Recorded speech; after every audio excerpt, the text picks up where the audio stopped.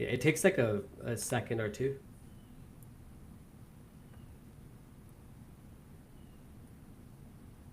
Did you watch any of the Ariel Hawani stuff? No, I haven't. I had a pretty good day with my dad today.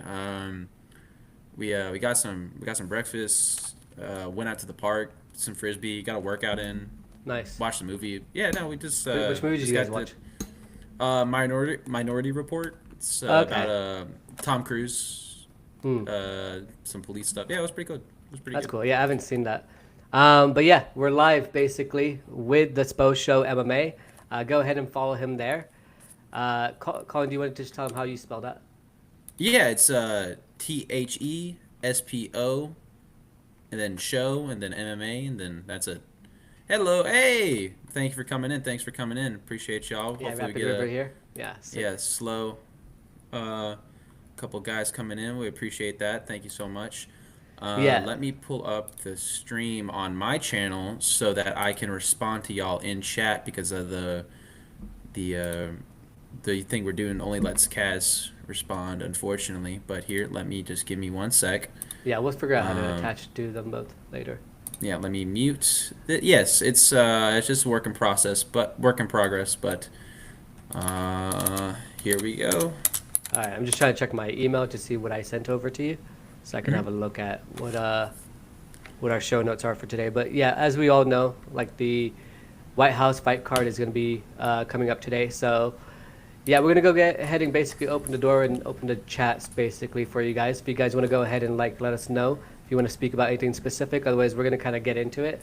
Hmm. Um, I guess the main question is the UFC Freedom 250 a historic moment for MMA, or is the UFC creating a problem it cannot control? Yeah, that's an excellent question. So, there's definitely a lot of concerns about it being on the White House lawn. I think, first of all, I think this it's great that we have this card. This card is amazing. I hope we get more cards in the future like this. The fact that it's so politicized and that's actually at the White House is a cause for concern for a lot of people. What kind of funding are we using for this? Is this like a lot of people don't know if it's just the UFC or if it's like we're using political donations or Taxpayer just money. for like taxpayer money, casuals. I mean, we should. It should, to my knowledge, it's just Dana Dana White's money. White. But Yeah. yeah, but other people don't know that. I mean, there's also like Congress is trying to maybe shut it down. There's concerns about it being rained out. There's a lot of the fact of being an outdoor event. Like, there's a lot of concerns with the event, and there's also a lot of concerns with how people may perceive this. I mean, this is a historic event. No matter what happens, this is going to be a historic event for the sport and for the administration as a whole. And we're going to break that down for y'all today and how it could be problematic, but also it is really good for the sport, but it's also questionable for our country. Yeah, so I'm gonna see if I can find it real quick because there was an article that MMAfighting.com put out about the entire situation, and I think it was like last night we all kind of heard about the entire situation with the lawsuit coming aboard and stuff like that. So, yeah, Yeah. yeah, I'm just kind of seeing if I can find something. It's kind of nuts Okay, that they're putting a lawsuit together like a week before. Like, you think that we'd be hurrying this along because a lot of fighters are in camp. They're cutting weight. They're almost done. But if we can get, if as long as the card's preserved, if we have to move it off the White House lawn and we can put it in a stadium in D.C., that's fine with me too. As long as we can get this card, that's all that matters to me. yeah, so let's. I'm gonna pull up an article right now. We could kind of read it together. So plaintiffs in federal lawsuit filed late Saturday are attempting to halt the June 14th UFC Freedom 250 card on the south lawn of the White House. The suit filed by the Public Integrity Project is in District of Columbia Federal Court alleges that the Department of Interior and the National Park Service violated federal law by organizing private sporting event on public property and failing to obtain congressional approval for the event's multiple construction sites. An emergency application for a preliminary injunction to stop the event was filed early Sunday morning in the same court. The suit basically claims violations of the Park Service regulations by allowing the event to occur. The construction of the UFC's Claw Stadium structure on the South Lawn needed congressional authorization because it was federal parkland, because it is federal parkland, sorry. and there was not an environmental review before undertaking major federal action significantly affecting the quality of the human environment. We think that this is a profound misuse of our sacred national monuments for private gain, said Brendan Belal, Baloo, or whatever his name Belal is. said that. Yeah, sorry, I fucked Yeah. that one up. The lead Yeah. attorney for the Public Integrity Project, and we think that needs to be stopped because it breaks the law. I don't know if you heard too about this, and I can continue reading this real quick, but Yeah. I don't know if you heard Trump apparently, like at the mid March or something like that, invested in Yeah. TKO, which is kind of crazy. Yeah. Okay, so I have three things. One, first of all, I'm going to respond to our viewer question here from Rapid River. We'll chat saying, yeah, it absolutely can be. It can be problematic. Well, historical by becoming problematic. The two are not mutually exclusive. You're 100% right on that. And let me move on to the next quote. Yeah, it's if we're violating laws here, I don't think the event should be held place. It's the person who was interviewed is 100% right. We are using what's the word? We're using Government federal property. monuments, Yeah. government property, federal monuments for personal gain, which is just unacceptable. I mean, these are historic monuments. I mean, the Lincoln Memorial and the White House are both being used by Dana White and TKO for their own personal group. And the fact that Trump is now invested into TKO is it's just paying him. All this event's just paying him. That's disgraceful, and I really this is really bad. And let's can you cue up this next question for me, Kaz? We got another one. Yeah, sounds good. Give me 1 second. Yeah, 100%. Okay. Yeah, honestly, I think it's probably going to end up good in general for the sport, even if I think it reflects very poorly on the administration. And I believe you're 100% right. Yes, this is going to be monumental for the sport. This is huge. We're getting national headlines, national attention, and I don't remember who said the quote, but all publicity is good publicity. Even though we're getting a lot of negative attention towards us with it being so highly politicized. I mean, we're getting a lot of new viewers that wouldn't really care about the UFC as a whole if it wasn't on the White House lawn. So, I mean, the sport's getting more eyes on it, and a lot of people are going to get new fans after this event happens. But we are getting a lot of negative attention. I don't like how close this sport is to the administration as a whole. I think it's going to leave a bad taste in the mouth of a lot of fans, including myself. And if we're violating several environmental acts to get this event happening, I don't think it should happen. I think this could be in a stadium at DC, maybe like where the Wizards play. I don't know their stadium by the top of my head, but I know that it's in DC. Maybe we could do something like that, but having it on the White House lawn is a little in bad taste to me. But hey, what can you do? Yeah, I think I heard one of the I don't know if it's Mark Shapiro or something, or one of the TKO holders. But basically, he was saying like it's going to be really good for earned media, meaning like they're going to have political media. They're also going to have the UFC media, the MMA news, the combat news. They're going to have all these different like overlaps of media kind of covering the sport. But then at the same time, you do hear a lot of people like not aware of it. So I feel like a lot of the people that are going to be hearing about this are going to be hearing about it this week as You're like right. the fight week unfolds and stuff like that. And I think it's just interesting because it's like. Yeah, I mean, personally, I feel like it's a big milestone for the UFC. Like, they had that one with the Stephen Bonner fight, right? Then they had the Conor McGregor stuff and Ronda Rousey. Then they had the COVID thing happen. This is like the fourth, like, I guess This is a big huge milestone. event. Yeah. 100%. This is a historic event. This is going to be possibly the biggest card in UFC history without having as many fighters as it should be on there. This is going to be a short but very historic event, and I mean the fights should be good. Overall, the fights are going to be good. The matchmakers did a good job putting this together. This may not be the most like competitive fight card, but it's going to be one of the more entertaining fight cards. A lot of great fighters on here. A lot of personal favorites are on here. I think a lot of them are going to get a lot of new eyes and new fans after this this Sunday. Actually, it's not on Saturday. It's on Sunday for once.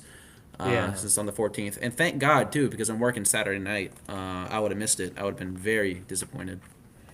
Yeah, so basically, just to read the rest of the article real quick, it says Baloo said, who's like the main attorney for the other side, basically said that he anticipates a ruling on the emergency injunction application this week. The Public Integrity Project describes it as itself as an anti-corruption law firm with offices in Washington. A Trump administration official took umbrage with the suit in an emailed statement to ESPN on Sunday. This is an obstructionist, baseless, and dilatory lawsuit brought simply to prevent President Trump from hosting what will undoubtedly go down as one of the most historic sporting events in our nation's history during our semi-quintessential, I can't fucking say that, celebration. Oh, wow, that's a big word. Yeah, fuck that. The statement read this iconic event is no different than the various other White House hosted events on the South Lawn and properly permitted events on Ellipse and National Mall throughout the year.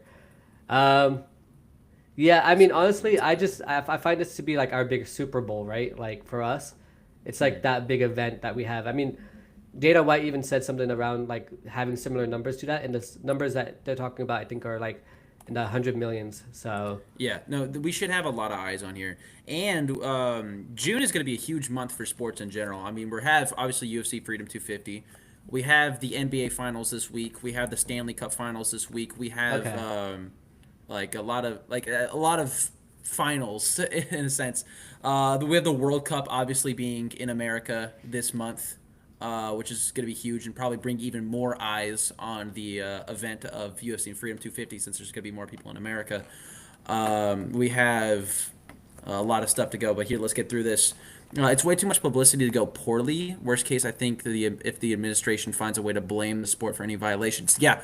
100% the administration is going to be at fault if anything happens. And there's got to be something there's too many high profile people here to not have something happen. There's going to be obviously the president, the whole cabinet, probably all of the Senate and House. I hear Netanyahu's going to be there.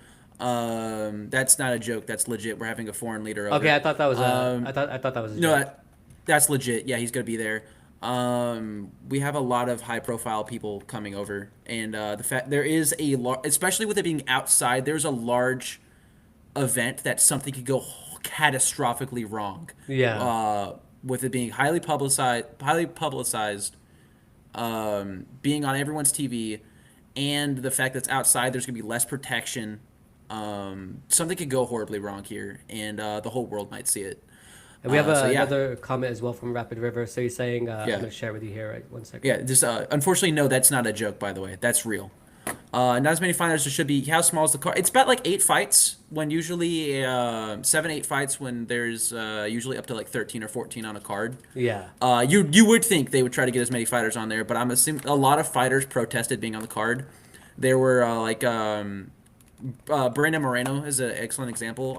When asked after before his fight versus Leonard Kavanaugh, back in, I think it was like February, March, around the time, he was asked, "Do you want to be on the?" No, before that was announced. It was last year technically, but while this stuff was being announced, he was like, "Hey, do you want to be on the White House card?" He said, "Absolutely not."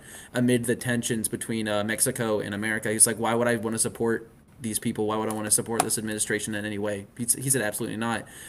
Sean Strickland did not want to be associated with these guys anyway. Bryce Mitchell does not want to be associated with these guys in any way. There's a lot of fighters that did not want to be associated with the card because it's so highly politicized and how close it is to this administration. And yes, the entire crowd's going to be a highly have a lot of high profile names. They basically shut out all fans. Like, there's going to be no fans in attendance. They're all going to be in a separate fan fest, just the poor section, if you will. It's going to be just for the rich, the 1%, the Epstein class, if you will get the attention for this event, and won't have anyone else on the card or in the stands. It's very unfortunate that this isn't a fan-friendly event. This is more for the rich, the elites. It's unfortunate. Yeah, Dana was actually asked about this specifically, and he did say, he goes, "I'd rather give it to those people who are like more actual MMA fans." But I think he said he also like invited Dwayne "The Rock" Johnson and a couple other like, A-list celebrities. That's just TKO group. That's just more TKO group. Yeah, but he said like they basically apparently, I'm not sure if this is true or not, but apparently some of them declined it too, the invite, which is some people don't like MMA. That's fine. No, but The Rock always goes to MMA shows, so I think that's kind of bullshit. But I haven't seen him in a while. Anyways, Yeah, that's true too. Yeah. yeah, um, yeah, it's okay. That's enormous amount of high profile. Yeah, um, what was I saying? I'm sorry, I lost my train of thought here. Yeah, it's going to be mainly either influencers, political people, or rich celebrities in Hmm. the crowd, and there's not going to be any normal people. No normal Yeah. people will be in the crowds, and it's very unfortunate. And the people who are got the lottery into the fan fest will be in a separate area away from the crowd. They're just gonna be watching it on TVs. It's highly unfortunate. This is not a fan friendly event. This is for the rich of the rich, the elite of the elite. For them to watch a gladiator sport, people get, yeah, it's rough. It's rough news everywhere. And the fighters don't even want, like, the fighters want to see the fans there. They just had a lot of them have reservations about that because, like, hey, there's gonna be no fans watching. It's just gonna be a bunch of rich dudes. And fighting at its core is a very like poor man's sport. It's very blue collar. You don't have a lot of like elites going for it. It's a very human sport, and it's unfortunate to see created in this way. Yeah, and the other thing too is, sorry, I'm just sharing this on X. But the other thing too is that like someone was saying it's kind of like the Hunger Games, right? In a way, Yeah, 100%, which is hundred a percent. crazy comparison. But looking at my show notes, I was gonna say to you, I just saw this right here that we have UFC White Pereira go if he beats Gane. Do you mind if we segue into this? Right, yeah. Dana White did say that if Pereira beats Gane, he will become the goat. I think this is just a jab at John Jones for all the stuff he's done to Dana. I don't mind it. I'm not It's gonna lie. Yeah, I do mind it personally. Like, I do You not do? think Alex Pereira is going to be the goat of the sport if he beats Ciryl Gane. That's not the He's not the real champ. I mean, he's got I mean, interim champions are champions in my eyes. But I don't think this is like you're not beating a Jones, you're not beating an Aspinall, you're just beating Ciryl Gane, and Ciryl Gane is not even the number one contender in my eyes. The number one contender is Alexander Volkov. I don't think Yeah. Gane deserved this fight. He's a cheating, eye poking heavyweight, and I do not respect him. And I'm That's sorry, how Ciryl Gane, but he's gonna if he wins and he gets a knockout, he's gonna foul him. That's how he's yeah, gonna no, get yeah, that's he's fouled multiple people, and I will not stand for it. right before he Uh, finished I him. think I think triple champ status is crazy, and I think that's 100% like goat status. I think you definitely have to put Pereira in like your top 5 or top 10 for that. But the goat is crazy. I think George St. Pierre is the goat of the sport. I think No, GSP that's is as well, and I just think what's gonna happen here though is what they're gonna do is they're gonna I think they're gonna like either release Tom or strip him of the belt, right. based on this like thing going on with Eddie Hearn, and because of that, I think that's why they're gonna have a lot of.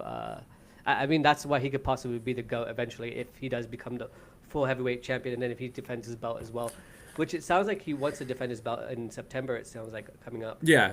I mean, yeah, he Yeah. should defend his belt. He shouldn't take too much damage after beating Gane. I mean, Gane's just going to get slimed out brutally, and then he's going to have to either fight Volkov or Hokit when Hokit wins Lewis here. Well, we're not doing our predictions today, but I was in a. Oh, I well, have yeah, a I'll little just, no, we're not doing it today, but I'm just saying that I have a different perspective on what you shared. yeah. Okay, Yeah. we'll see. We'll see when it comes down. Yeah. We'll come down to it.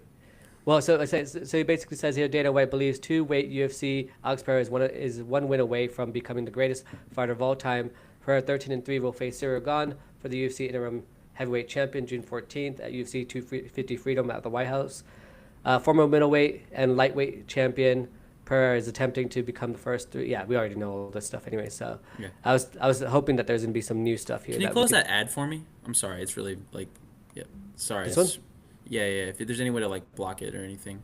I don't think there is, but Okay, all right, no worry. Can you scroll up then? Yeah, yeah, yeah. Just sorry, bothering me. I well, apologize. you're good. I just wanted to show. I don't think I can get rid of it. Ah, nuts. Okay, all right. Ignore it. We'll move on. Yeah, My I'm ignoring apologies. it, so it's not bothering me. But yeah, dude, check this out. So we kind of like alluded into this a little bit already, but Hearn basically Eddie Hearn was saying that, you know, let Alex let it Tom Aspinall go from the UFC, and we'll go ahead and do him. We'll pay him 3 times more. But I find that whole comparison so unfair because if you look at the sport, the way boxing is, like the people at the bottom don't get paid much at all, and no one really talks about that. But the people towards the top of it do get paid a lot, right? For example, like, well, sorry, what was I saying? Sorry, I'm just now because you said this shit, Talking now. got me distracted as well. Yeah, it's really distracting. We'll just Yeah, keep it okay. here. Yeah, perfect. But All right, so go yeah, ahead. the interim champion. Oh, that's can you put that up real quick before we get into our discussion here about boxing versus MMA pay? Put what up? Sorry, I'm confused. There's another thing in chat. It's Got it. Okay. one more down, one more down. There we go. All right, so what is an interim champion? I want to explain this because there could be a lot of new fans tuning in soon, talking to wonder about the UFC. So this is a very important conversation. An interim champion is when the previous champion cannot defend the belt due to an injury or to other extenuating circumstances. So currently the heavyweight champ Tom Aspinall has injured Ciryl Gane, the person also fighting Alex Pereira for the interim title. Blinded Tom Aspinall with an eye poke that like went halfway into his eye. Which was a legal foul and was disqualified. And Tom Aspinall won the He fight wasn't for it. disqualified. He Well, it should was have called a been. no contest. He Yeah. should have been disqualified Yeah. and banned. And he's currently under recovery still. So the interim champion is they're fighting for the right to fight the real champion, basically. Since Tom Aspinall is under duress and cannot fight as champion, they will create a new belt and have them become one of the champions until Tom Aspinall can return and unify the belt. All right. That's basically it. But as for the MMA pay versus UFC pay, UFC pay versus boxing pay, we can talk about that now. Eddie Hearn is obviously he's who he is, and he obviously wants he wants Tom Aspinall for his own boxing events and his own other events. If he's going to do put him in the PFL, or he's going to manage him any way he wants. And I'm sure he's going to get Aspinall paid, but I think this is a destructive move for his career. I think if you want to be taken seriously in the MMA scene, you need to be with the UFC. No other organization is up to that cut, unfortunately. I mean, there are great organizations like the PFL and Ryzen and say Karate Combat, but these events are not UFC caliber. I mean, their champions are UFC caliber, but they're not UFC level champions. We've had great fighters from the PFL move over to the UFC, like Michael Venom Page, like Michael Chandler, like Patricio Pitbull, and from and we've gotten great guys from Ryzen, like Yuri Prohaska, for example, and Kyoji Horiguchi. Like we've had a lot of great Kaya Sakura. Like we have had a lot of great champions come over and done well in the UFC, but obviously, are they the champions? No, I mean Yuri almost won. Yuri is in my eyes, but But Yuri that's was a a topic champion, for like a another former day. champ. Yeah, he was a champ. You're right. Yeah, he Yeah. did have the belt. I was talking about the current champ, but Yeah. there's a lot of great organizations that have UFC level fighters, but they're not the UFC. There's the best of the best fight in the UFC, and they fight each other. And to not be in that organization, you're not being taken seriously enough in the UFC. It doesn't matter if you just want to get paid, sure, join another promotion. But if you want your legacy to be on the line, the UFC is for you. Yeah, it's so crazy because I don't know if you saw this, but like Josh Hokit did an interview with MMA Fighting, Mike Heck, and he basically said the same thing. He goes, "Bro, if I would have had that same fight in the PFL, no one would have fucking seen it. No one would have seen it at all. Because the fact that I had that fight in the UFC, he goes, I became so well known because of that fight, because it was in the UFC. If it wasn't in the There are a UFC, lot of no great. one would have known anything about it." And he said, "I've seen so many fights like that in the PFL, but no one knows." There are a lot. Yeah, there are a lot of great fights in multiple different organizations, pro and amateur, that no one's ever gonna see. Yeah. Because it's like global audiences won't see. I mean, have their local fans that obviously will come and support, but it's not the same level. Yeah, it's a different But yeah, stateside, I think. Yeah. And I'm sure Eddie Hearn, back to this topic, Eddie Hearn's going to get Tom Aspinall paid millions of dollars more than what Dana White will give him. But if you want, that's going to feed his family for generations. But if he wants to be taken seriously as a heavyweight champion, you fight in the UFC. I mean, look at Francis Ngannou.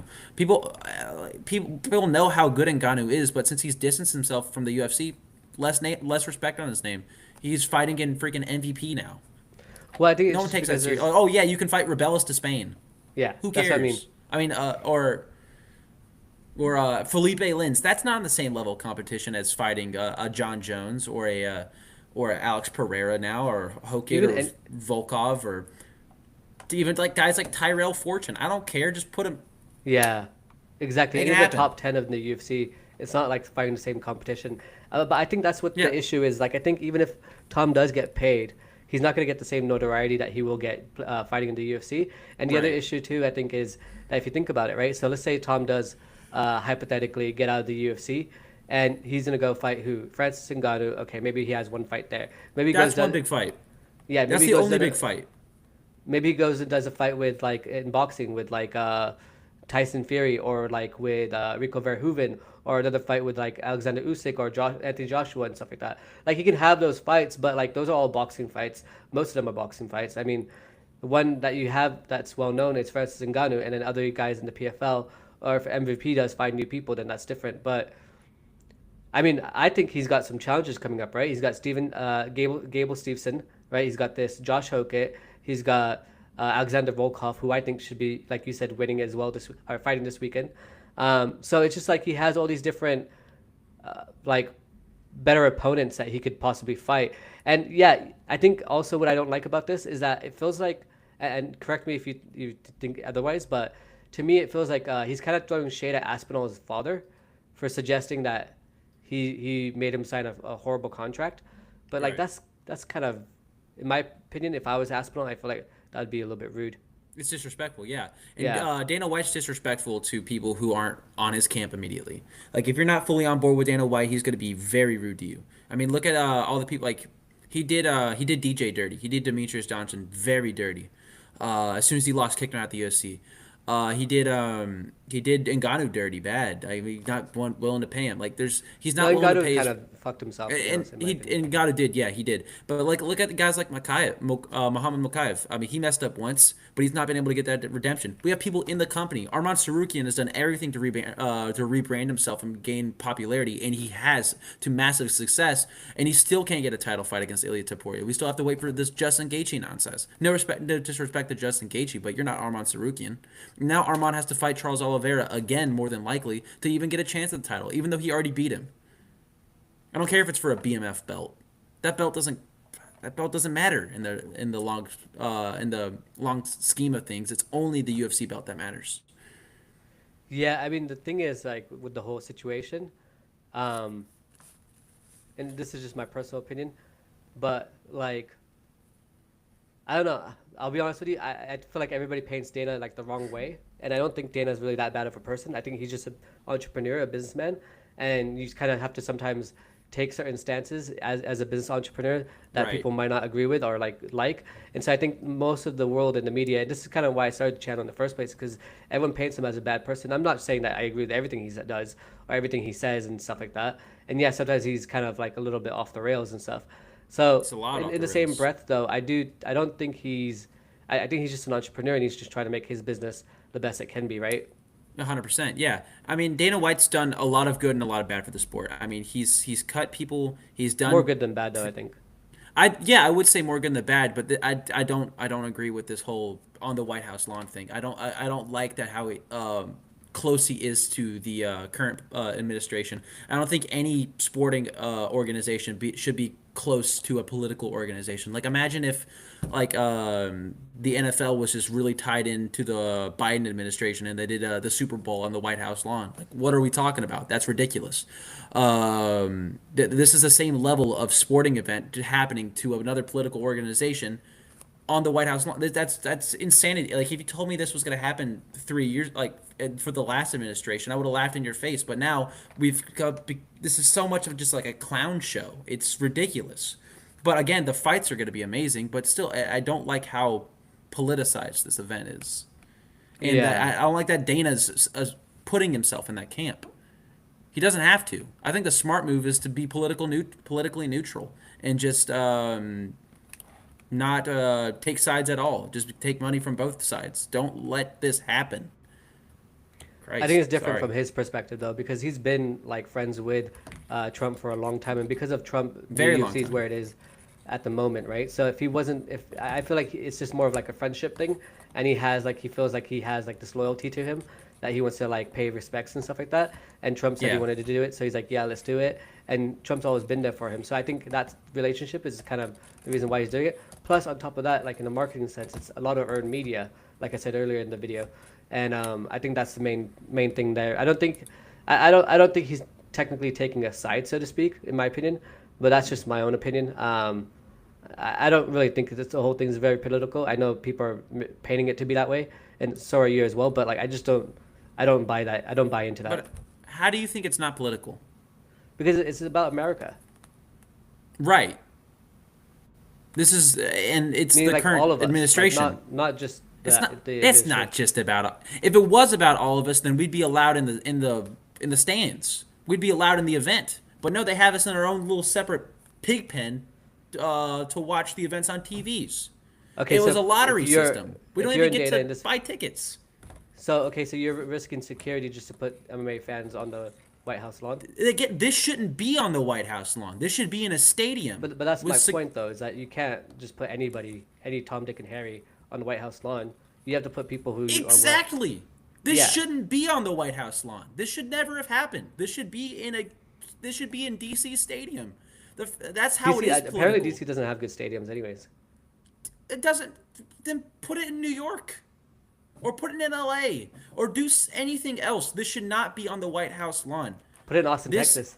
Put it in Austin, Texas. There's a lot of people out there. Yeah, absolutely. Any other American city that's gonna promote America, and I get that you want to put it in the capital. And if you want to put it in the capital, put it in the DC stadium. Put it where the Wizards play. That's a big enough stadium to hold anybody. But you're making it political by putting it in the White House, by slapping America Freedom 250 on it, by slapping Trump's image everywhere, by putting friends of Trump and friends of other political members on the card. You're making it political. Not you, Kaz, but like they're making it political. Yeah, no, I hear you. I think let's go away from this one if you don't mind. Of course, yeah. Because speaking of Arman Sarukian, apparently, like with his White House fight coming up, he put $1 million on Justin Gaethje, bro. Yeah, he's an idiot. Yeah, and then he was on a live stream and he was like showing people because his friend, I think it was like he was putting like 100K on Justin Gaethje, and then his friend was like, oh, why don't you put $1 million? And he put $1 million, and then he's like, oh man, if my dad saw this, he'd be so pissed off or whatever. And then apparently, according to Ariel Helwani, I don't know how true this is, but according to Ariel Helwani, he's saying that he might be suspended for a whole year. Really? For this? Yeah. I mean, to me, it's just stupid because he like ratted on himself, in my opinion. Yeah, he's an idiot for sure. I mean, this is a not sorry, Armand. This was a bonehead move. First of all, if you're gonna put money on anybody, put it on Topuria. They have that beef, that's why, right? It's like, Yeah, will serve. Oh wow. yeah. Now I don't know how true this is, but this is what I'm saying. MMA Centel. Hold on. But this is See how real according that to is. Ariel Helwani, so it could be. Oh, according I to mean, we could read the comments down below, but per Helwani. Oh God. per Juwane. Yeah. Yeah, this is Armand, you were so close. You were almost done. I mean, he just always finds a way to fuck things up, though, man. Like, I think he's just a little bit overly impulsive and immature in some ways. 100%. That's just my personal opinion. Yeah, no, he it is. says satire and parody, so maybe it's not. But I said legit. per Hel. Oh, check the Helwani link. Make sure it's the right Helwani, because there's a fake Helwani. It's Fake. fake. Yeah, there it is. Okay, all right. Yeah. There it is. All right. Thank you for that. Okay, Thank you for that. we got Duke. Yep. We got Duke. All right, we had to clarify. We're doing it live. Okay, We're doing it live. Yeah, we're doing it live. If that was People real, on the replay then, are gonna be like, "What the fuck?" Yeah. So go anyway, ahead. who's switching tacks, and that's okay. Who are we most excited for on the card? That's a great question. Let me see which one is who it? said. Yeah. Who? Yeah. It's on the very bottom. Who are we excited for most on the card? If you can put that up for us. Do you want to go real quick? I'm gonna grab my water. Oh, oh yeah, you pinned it. All right, perfect. Yeah. Yeah. Switching it up. Yeah. Who I am most excited. There's 3 big fights on the card that I'm most excited for. And the opener, of course, is going to be Steve Garcia versus Diego Lopes. I think that's going to be a great fight to open it up. Diego Lopes was just fought for the title against Alexander Volkanovski for the second time, and he lost again. And he's looking for a rebound fight, so he's going to come in with a lot of energy and aggression, and a lot of legacies on the line, both his and Volkanovski's legacy. So, because if he loses to Steve Garcia, then it makes both of them look bad. And Steve Garcia's running like a 7-fight win streak, and like a majority of them coming by finish, and a lot of them in the first round. Steve Garcia is a very good fighter, and he was actually really good friends with Charlie Kirk, so that's why he got put on the card. And that's why, at least I think. I think he asked to be because of his association with the Kirk family. But he's also a very good fighter. He should not be underestimated at all. I think he definitely has enough power to put Diego Lopes away, and vice versa. Diego Lopes has enough power to put Steve Garcia away. Before we get into initial predictions, I don't think we're doing that tonight. I think that's another stream for another day. Well, we're doing this every day I'm doing this every day this weekend. This week. I'm gonna be 7 to 9. and I'm gonna be majority of those. I have some other associations, but at least for like half of them, I'm gonna be out here too. Yeah, no problem.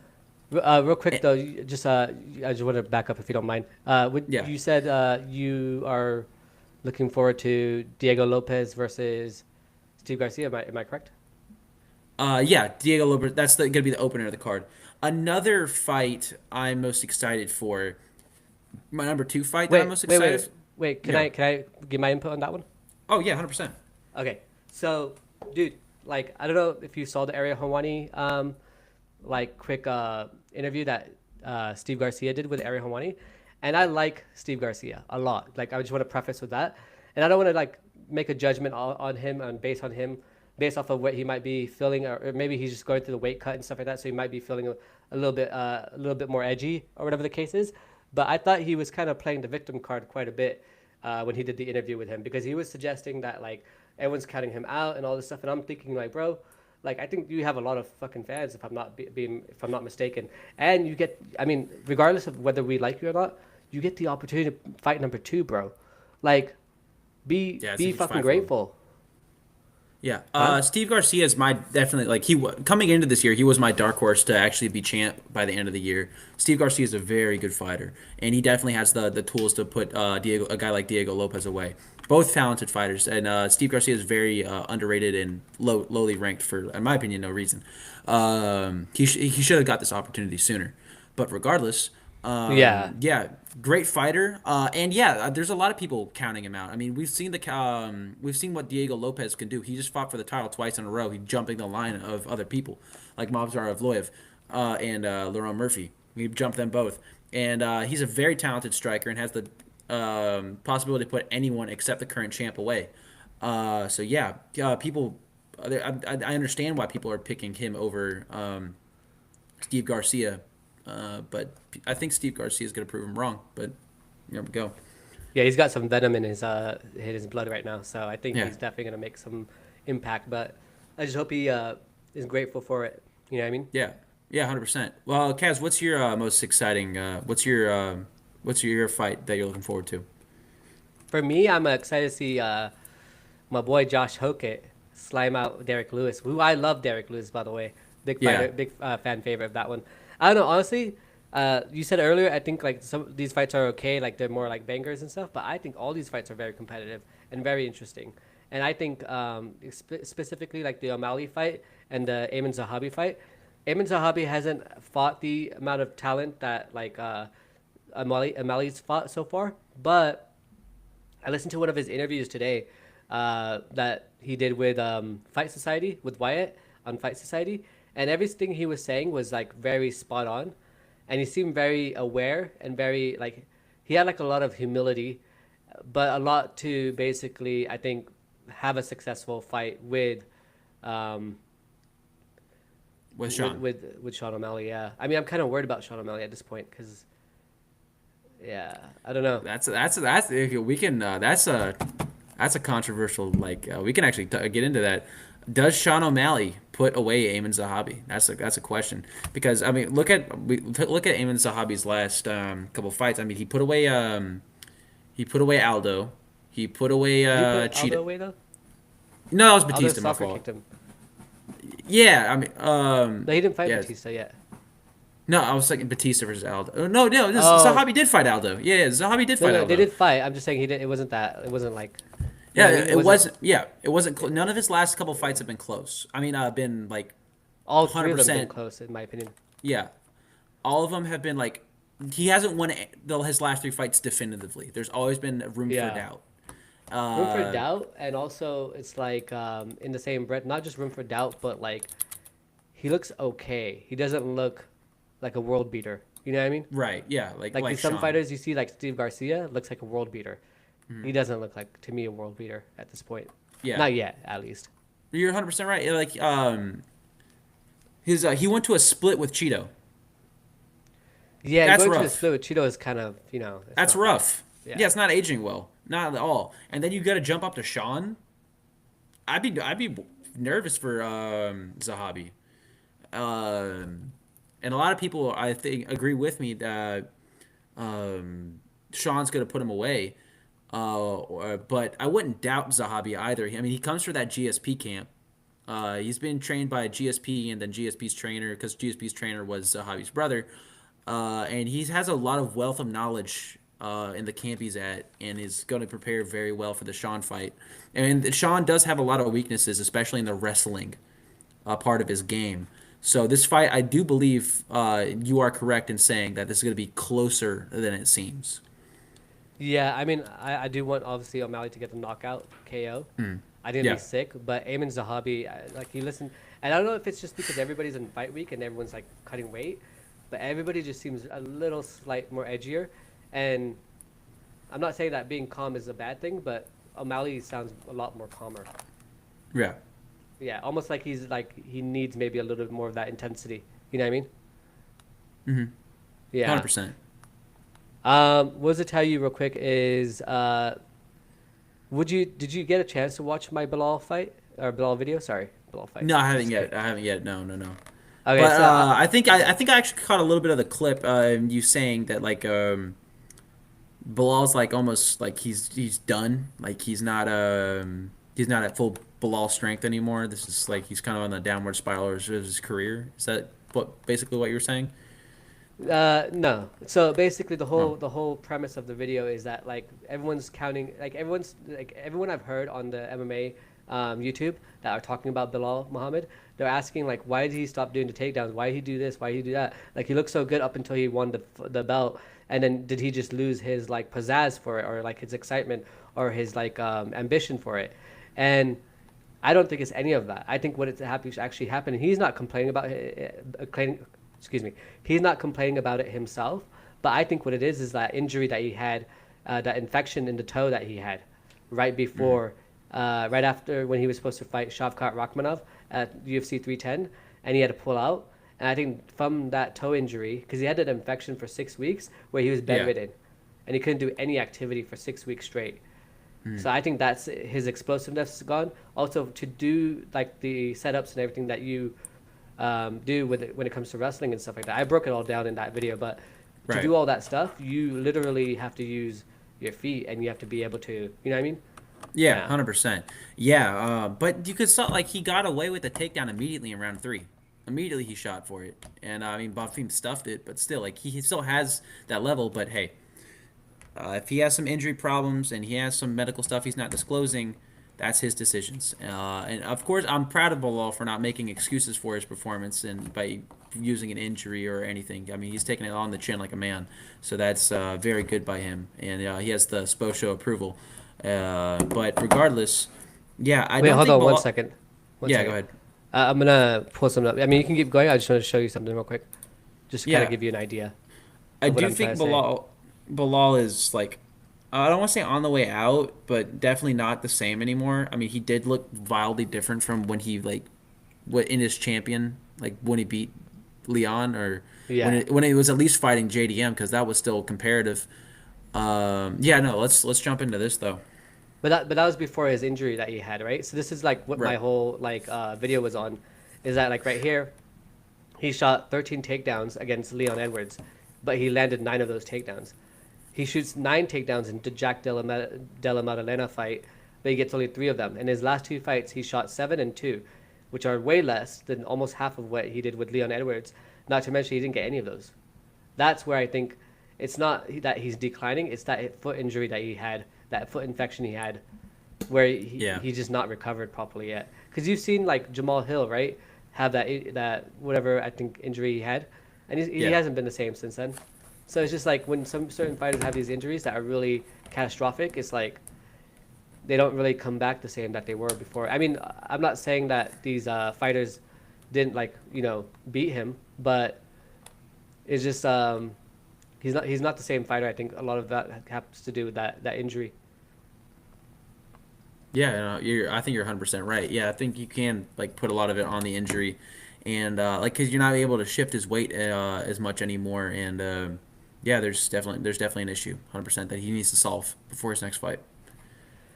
Yeah, real quick, I did put down your YouTube channel below if you do Thank want you. to shout it Yeah. out. No, please, yeah, please subscribe to my channel, the Sposha MMA. A lot of videos going forward are going to be just collaborations with me and Kaz here, but I do plan on getting some solo content once I get my editing style down and I do some more research. I want to do some more in-depth videos on what's going on in the UFC, fighter predictions, breakdown, stuff that we already do here, but just a lot more short and sweet into my perspective as well. And it would be greatly appreciated if y'all subscribe to my channel and, of course, subscribe to the MMA KAY. And yeah, I hope to provide another platform for y'all while watching this if y'all enjoy my content and enjoy me being on the show. Because I mean, obviously, y'all have been, and I appreciate that. Thank you so much, and I appreciate Kaz here for giving me a platform. Thank you. Yeah, dude, anytime. I was gonna show you this real quick. So I don't know if you saw the embedded um, episode, but bro, this guy flipped 2 birdies. Yeah, I did see that. I did see that. I Just mean, one sec. bro, he's like so pissed off at Justin Gaethje. I've never seen Justin Gaethje like this, and to be honest with you guys, but at the same time, it's just like, bro, like, you're turning up the heat quite a bit, which I like. I'm not gonna lie, I do like it. But what are your thoughts on that? Yeah, so Justin Gaethje, whether he meant to or not, did get personal with Ilya Topuria. I mean, he stepped in on the whole him and his wife getting divorced, and he said I'd leave him too, and that's kind of crazy to say about another man's marriage. And obviously, Ilya Topuria should take offense to that, and I think he's right. And it was also you can use this as like Justin Gaethje in this entire last couple of months has completely ruined his reputation with not just fighters but the fans as well.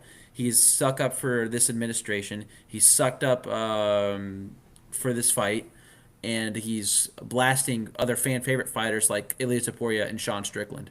And yeah, he's definitely ruined his reputation inside and outside the octagon. And I think a lot of fans are rooting for Ilya Taporia to just slime him out brutally. Yeah, and shout out to the Rombrex who brought this up to us as well. But like, bro, he said he's gonna finish him off in the first 2 minutes of round one. I got to see it. Yeah, I mean, he did it to Charles, right? Like, he got him in the first round. And Charles is a much better fighter than Justin Gaethje. Yeah, I totally can see Ilya Taporia getting out in the first 2 minutes. Honestly, I wouldn't be surprised. I'd be like, oh, cool, yeah, all right, we move on. Because that's Yeah. that's normal Ilya Taporia behavior. Well, not just that. If you think about it too, right? Like, okay, so when you ask Justin Gaethje who is his toughest opponent or who hit him the hardest, he always talks about Charles Oliveira. Bro, Yeah. if you think Charles Oliveira hit you the hardest, see what Ilya Topuria did to Charles Oliveira. I think Yeah. that tells you, you know what I mean? Mic drop right there. 100%, yeah. No, Justin Gaethje is in for a world of hurt here. And now we obviously have seen a lot of good upsets in the past. I mean, just look at Sean Strickland versus Khamzat Chimaev. Everyone and their mother was saying Khamzat's going to win, except for us, by the way. We predicted that. But We yeah, predict these anything can things. happen. Yeah, we do predict these things because we have ball knowledge. No, I We think are it's just when knowledgeable in the everyone's sport. That's why you going, watch us. everyone's going right, we're going left, right? Kind of, in I a mean, way, but sometimes. I'm going right on this one. I think Ilya Taporia is getting it done.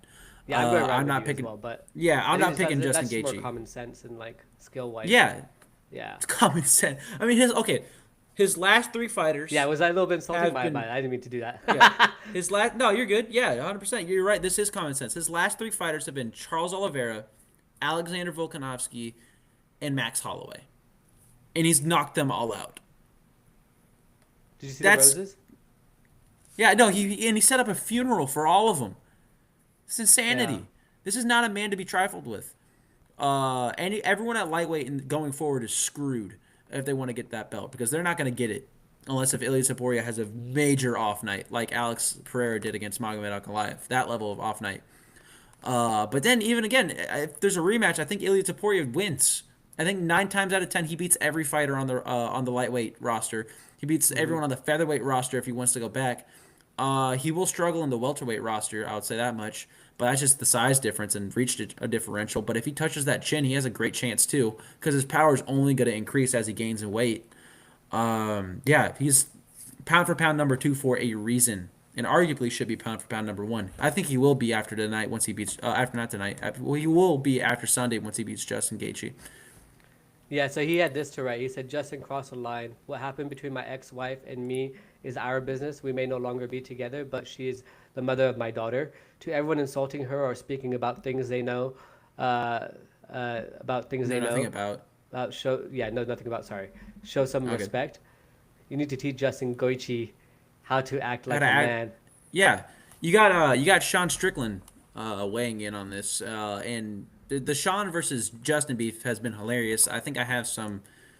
I I mean, he's been saved some turning it up stuff. too. Sean's been turning it up on him. Yeah, as he should. I saved some stuff on my phone here. If Yeah, I can send pull it to this me. up. I can put it up. Pull it up. Yeah, hold on. Let me send it to you. Yeah, you gonna text it to me? Yeah. I'm gonna send it to you on Instagram. Hey, You bro. So him calling like Justin like a Goichi. What is that? Oh, I'll tell you after. I'll tell you after Oh, okay. the channel. I think if I say that live, my career will die. Not. I think we already did that on the last live stream.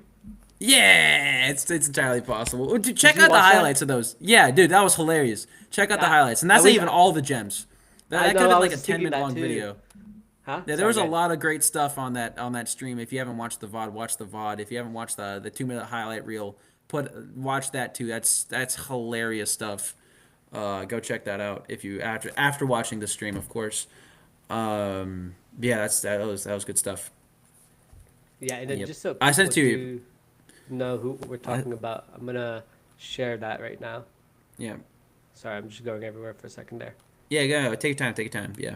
We still have an hour to go. We have a long show.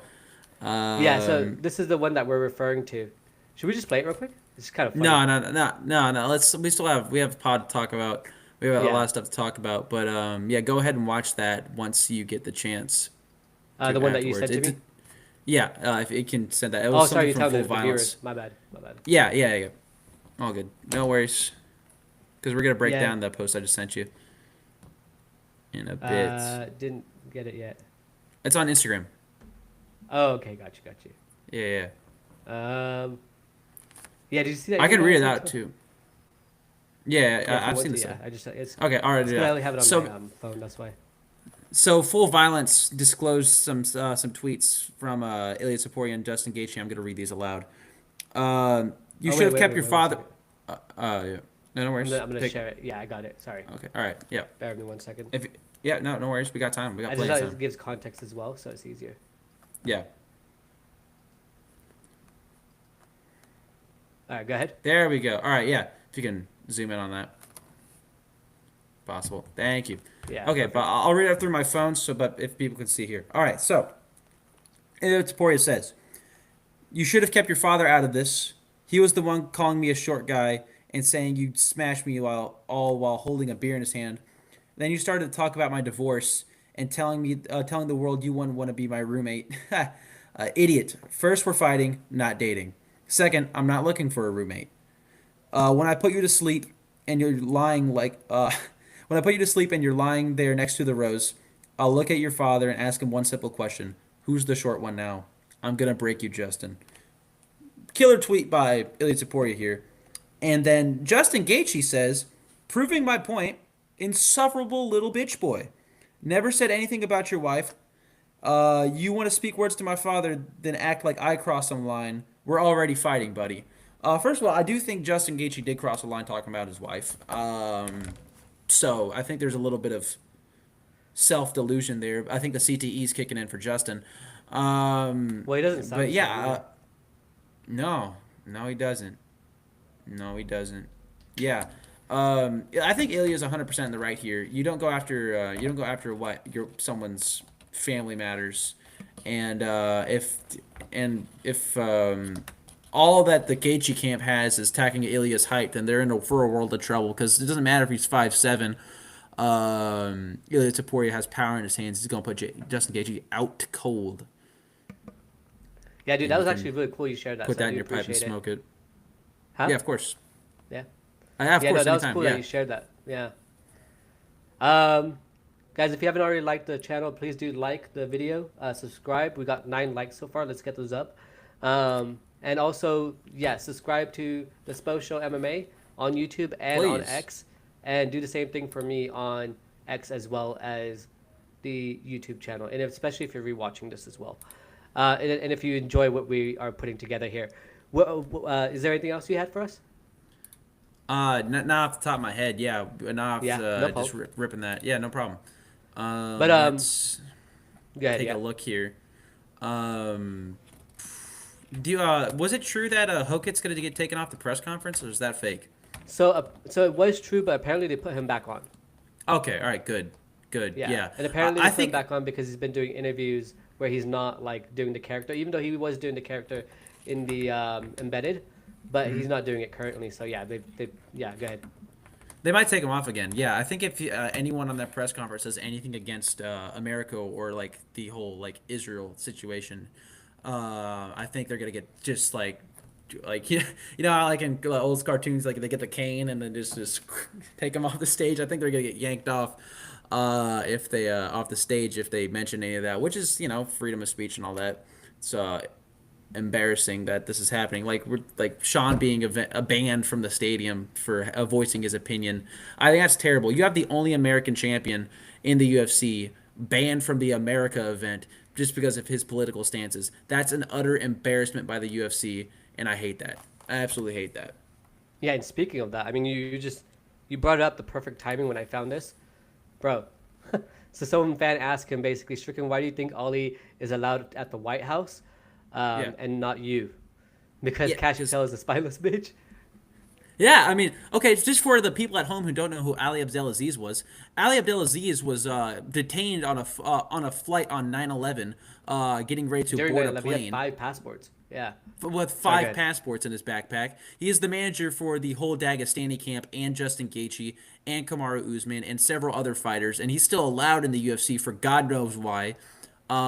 He is as Conor McGregor said, a quote terrorist. He hasn't done any active terror that I'm aware of, besides the whole 9/11 thing. Yeah, no, he is definitely suspicious, and the fact that we can't have an American champion at the White House for this event, but we can have Ali Abdelaziz, Ali Abdullah Sleaze, as Connor calls him, here is absolutely pathetic by the administration and the UFC. It's terrible.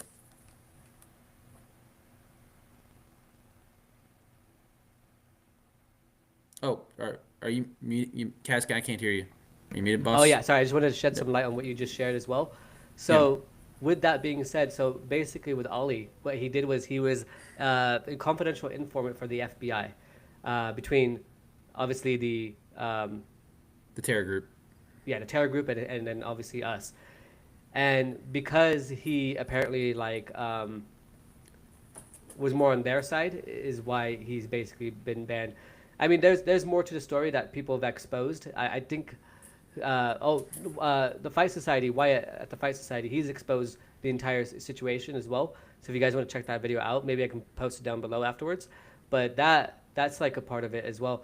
And yeah, there's a lot more to it than what we're actually covering right now. But I wanted to show you something because we were just talking about Ilia Topuria, right? Right. Yeah, dude. So apparently Ilia Topuria did have a little couple words to say for Gaethje, for Gaethje. You ready? Mm-hmm. All right. Después de lo que dijo Justin, tienes más motivación para noquearlo. A ver, nunca me ha faltado la motivación para noquearlo, pero antes como que tenía un approach un poco diferente, le tenía un poquito más de respeto, lo veía un chaval más normal, más decente, pero ha demostrado, bueno, ha confirmado ser un idiota. Siempre tenía como que el presentimiento, pero como que, como no lo había visto tan de cerca. Justin is heavy después de... Yeah. Yeah. So I don't Did think you read that? Topuria is the kind of man that needs. Yeah, I did. I don't think Topuria is the kind of man that needs extra motivation. I think every time he goes to the cage ready to fight, he's ready to kill. And But I adding more think, fuel to his fire is definitely not the wisest move by anyone stepping in the ring with him. yeah. Yeah, well, it's just interesting that he, I mean, we've never seen Gaethje like this, right? It's kind of weird. Yeah, no, we haven't. It's very weird to see Gaethje on like he's been a fan favorite for a long time. This is like a guy revered in the same light as Dustin Poirier, in the same light as Max Holloway. This is a guy that's been slugging it out and been real on the good graces of both the UFC and the fans. And the fact that he's throwing his way away his reputation for an administration and to defend Dana is, in my opinion, is terrible. I don't think he's going to gain any fans doing this. In fact, he's losing a lot of fans, including myself, doing this. I will not consider myself rooting for Gaethje Justin fan. Gaethje on this card. It's weird. I mean, yeah. You gotta text me about this. To look at an American card, I will. Yeah. Yeah. We can get the experts on the line here. For that later. What am I saying? Yeah, to not be able to root for an American champion on the American event is terrible. I mean, this he's our technical other champion. He's an interim champion, but that's still an American champion. And the fact that we're not being able to root for him because he's throwing away American values, is terrible. It's terrible. Yeah, I just think he's more. I He's think he's just more like naive. You know what I mean? Mm-hmm. Like how do you say it? Not naive, yeah, but 100%. like he's just more like he just doesn't know. You know what I mean? He just doesn't really know. He's Yeah. like less I mean, informed. I a think lot on of those particular situations. But a lot of people are. Sorry, go ahead. Everyone on this America card that's American has some weird stuff going on with them. I mean, we have the whole Justin Gaethje, business. I actually accept Steve Garcia. Steve Garcia's been quiet, but as you have your own issues with Steve Garcia, so we can say that. No, I don't have issues with him. I just didn't like how he was like. But I think he's just doing his weight cut. I mean, I'm giving him grace for what he did. Bo Nickal said he could read thoughts, other people's thoughts. Yeah, Like he I can saw read that. minds. What? Yeah. What are we talking about, Bo? But Bo is just a little bit of a tweaker, if I'm being honest with you. But like, yeah, it's like, what's going on? What are we talking about? You're a grown man. Why? Like, what? What are we? You're not Professor X. You're not Charles Xavier. What? It's and Michael Chandler's Michael Chandler, and we love Michael Chandler, but Bro, Michael Chandler's pathetic, man. what? Dude, Was it- I put a meme up. Actually, let me show you what I did. I hope you like it, because Yeah. I made a little meme of him, basically saying he's gonna knock out Rufy and then be like, "See you at the top, Conor McGregor." But let me see if I can pull it up, because I put it out a couple days ago. Mm-hmm. But we'll yeah, I still just do it. think he just keeps begging for that fucking fight, bro. And it's like, I think if you wanted it a little bit less, you'd probably get it. You know what I mean? Yeah. No, 100%. Yeah, you're absolutely right. Oh, And dude, I if, can't seem to find it. Hold on one second. Anyone in the chat has any questions, I have comments, two things concerns, queued up to share let with us you know. in a second. Yeah. But let me just see if I can find this real quick. Yeah, it's kind of weird. Did you hear Ilya actually moved to Florida? Really? Okay. All right. Well, welcome to Yeah, America, he brother. moved full time to Florida. That's awesome. Where's he train out of, by the way? I actually don't know. I'm He's assuming. training out of Florida now. Well, I'm assuming ATT now. I'm actually gonna look that up. Okay, here, let me show you this real quick. This is what I made.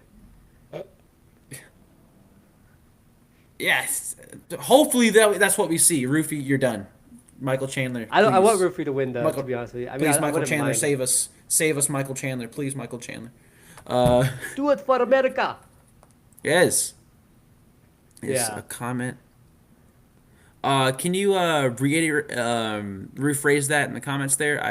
If in the chat, can you retype that for me in a way I can understand? I apologize. Hey, I just wanted to show you something real quick while they do that. Um, these are the ring girls. Oh, you're not gonna kinda beat the cool. Gunner allegations. You're not gonna beat the Gunner allegations. It's just not. Oh, from the other live stream. Yeah, Yeah. No, not but gonna beat like him with this. it's pretty dope. It's pretty Yeah, dope. I'm no, not gonna lie. it's cool. It's very America themed, obviously. Um, yeah, it's definitely cool. It's like very like Wonder Woman. It's kind of cool. Yeah. I'll say that. Yeah. And then also we have O'Malley basically talking about what he thinks about the White House card. Just Yeah, want to let's share get this into with it. you. Yeah. As of today, there's a 69% chance of rain on Sunday, June 14th, and a 39% probability of thunderstorms. Rumor has it that if lightning hits, they're moving it to the next day. Bro, this is How would that gonna be affect insane. people? How would that affect people? I mean, everyone's gonna be able to rehydrate more. That's one positive of it. But like people, a couple of my family members have flights out on Monday. Like they're like planning on, and I'm sure a majority of people going to this event have flights out on Monday. That's gonna cook people. This is insane. So if you had an extra 24 hours on top of the whatever you got already, 36 hours, who would that affect the most on the card? Alex Pereira might get up to 300.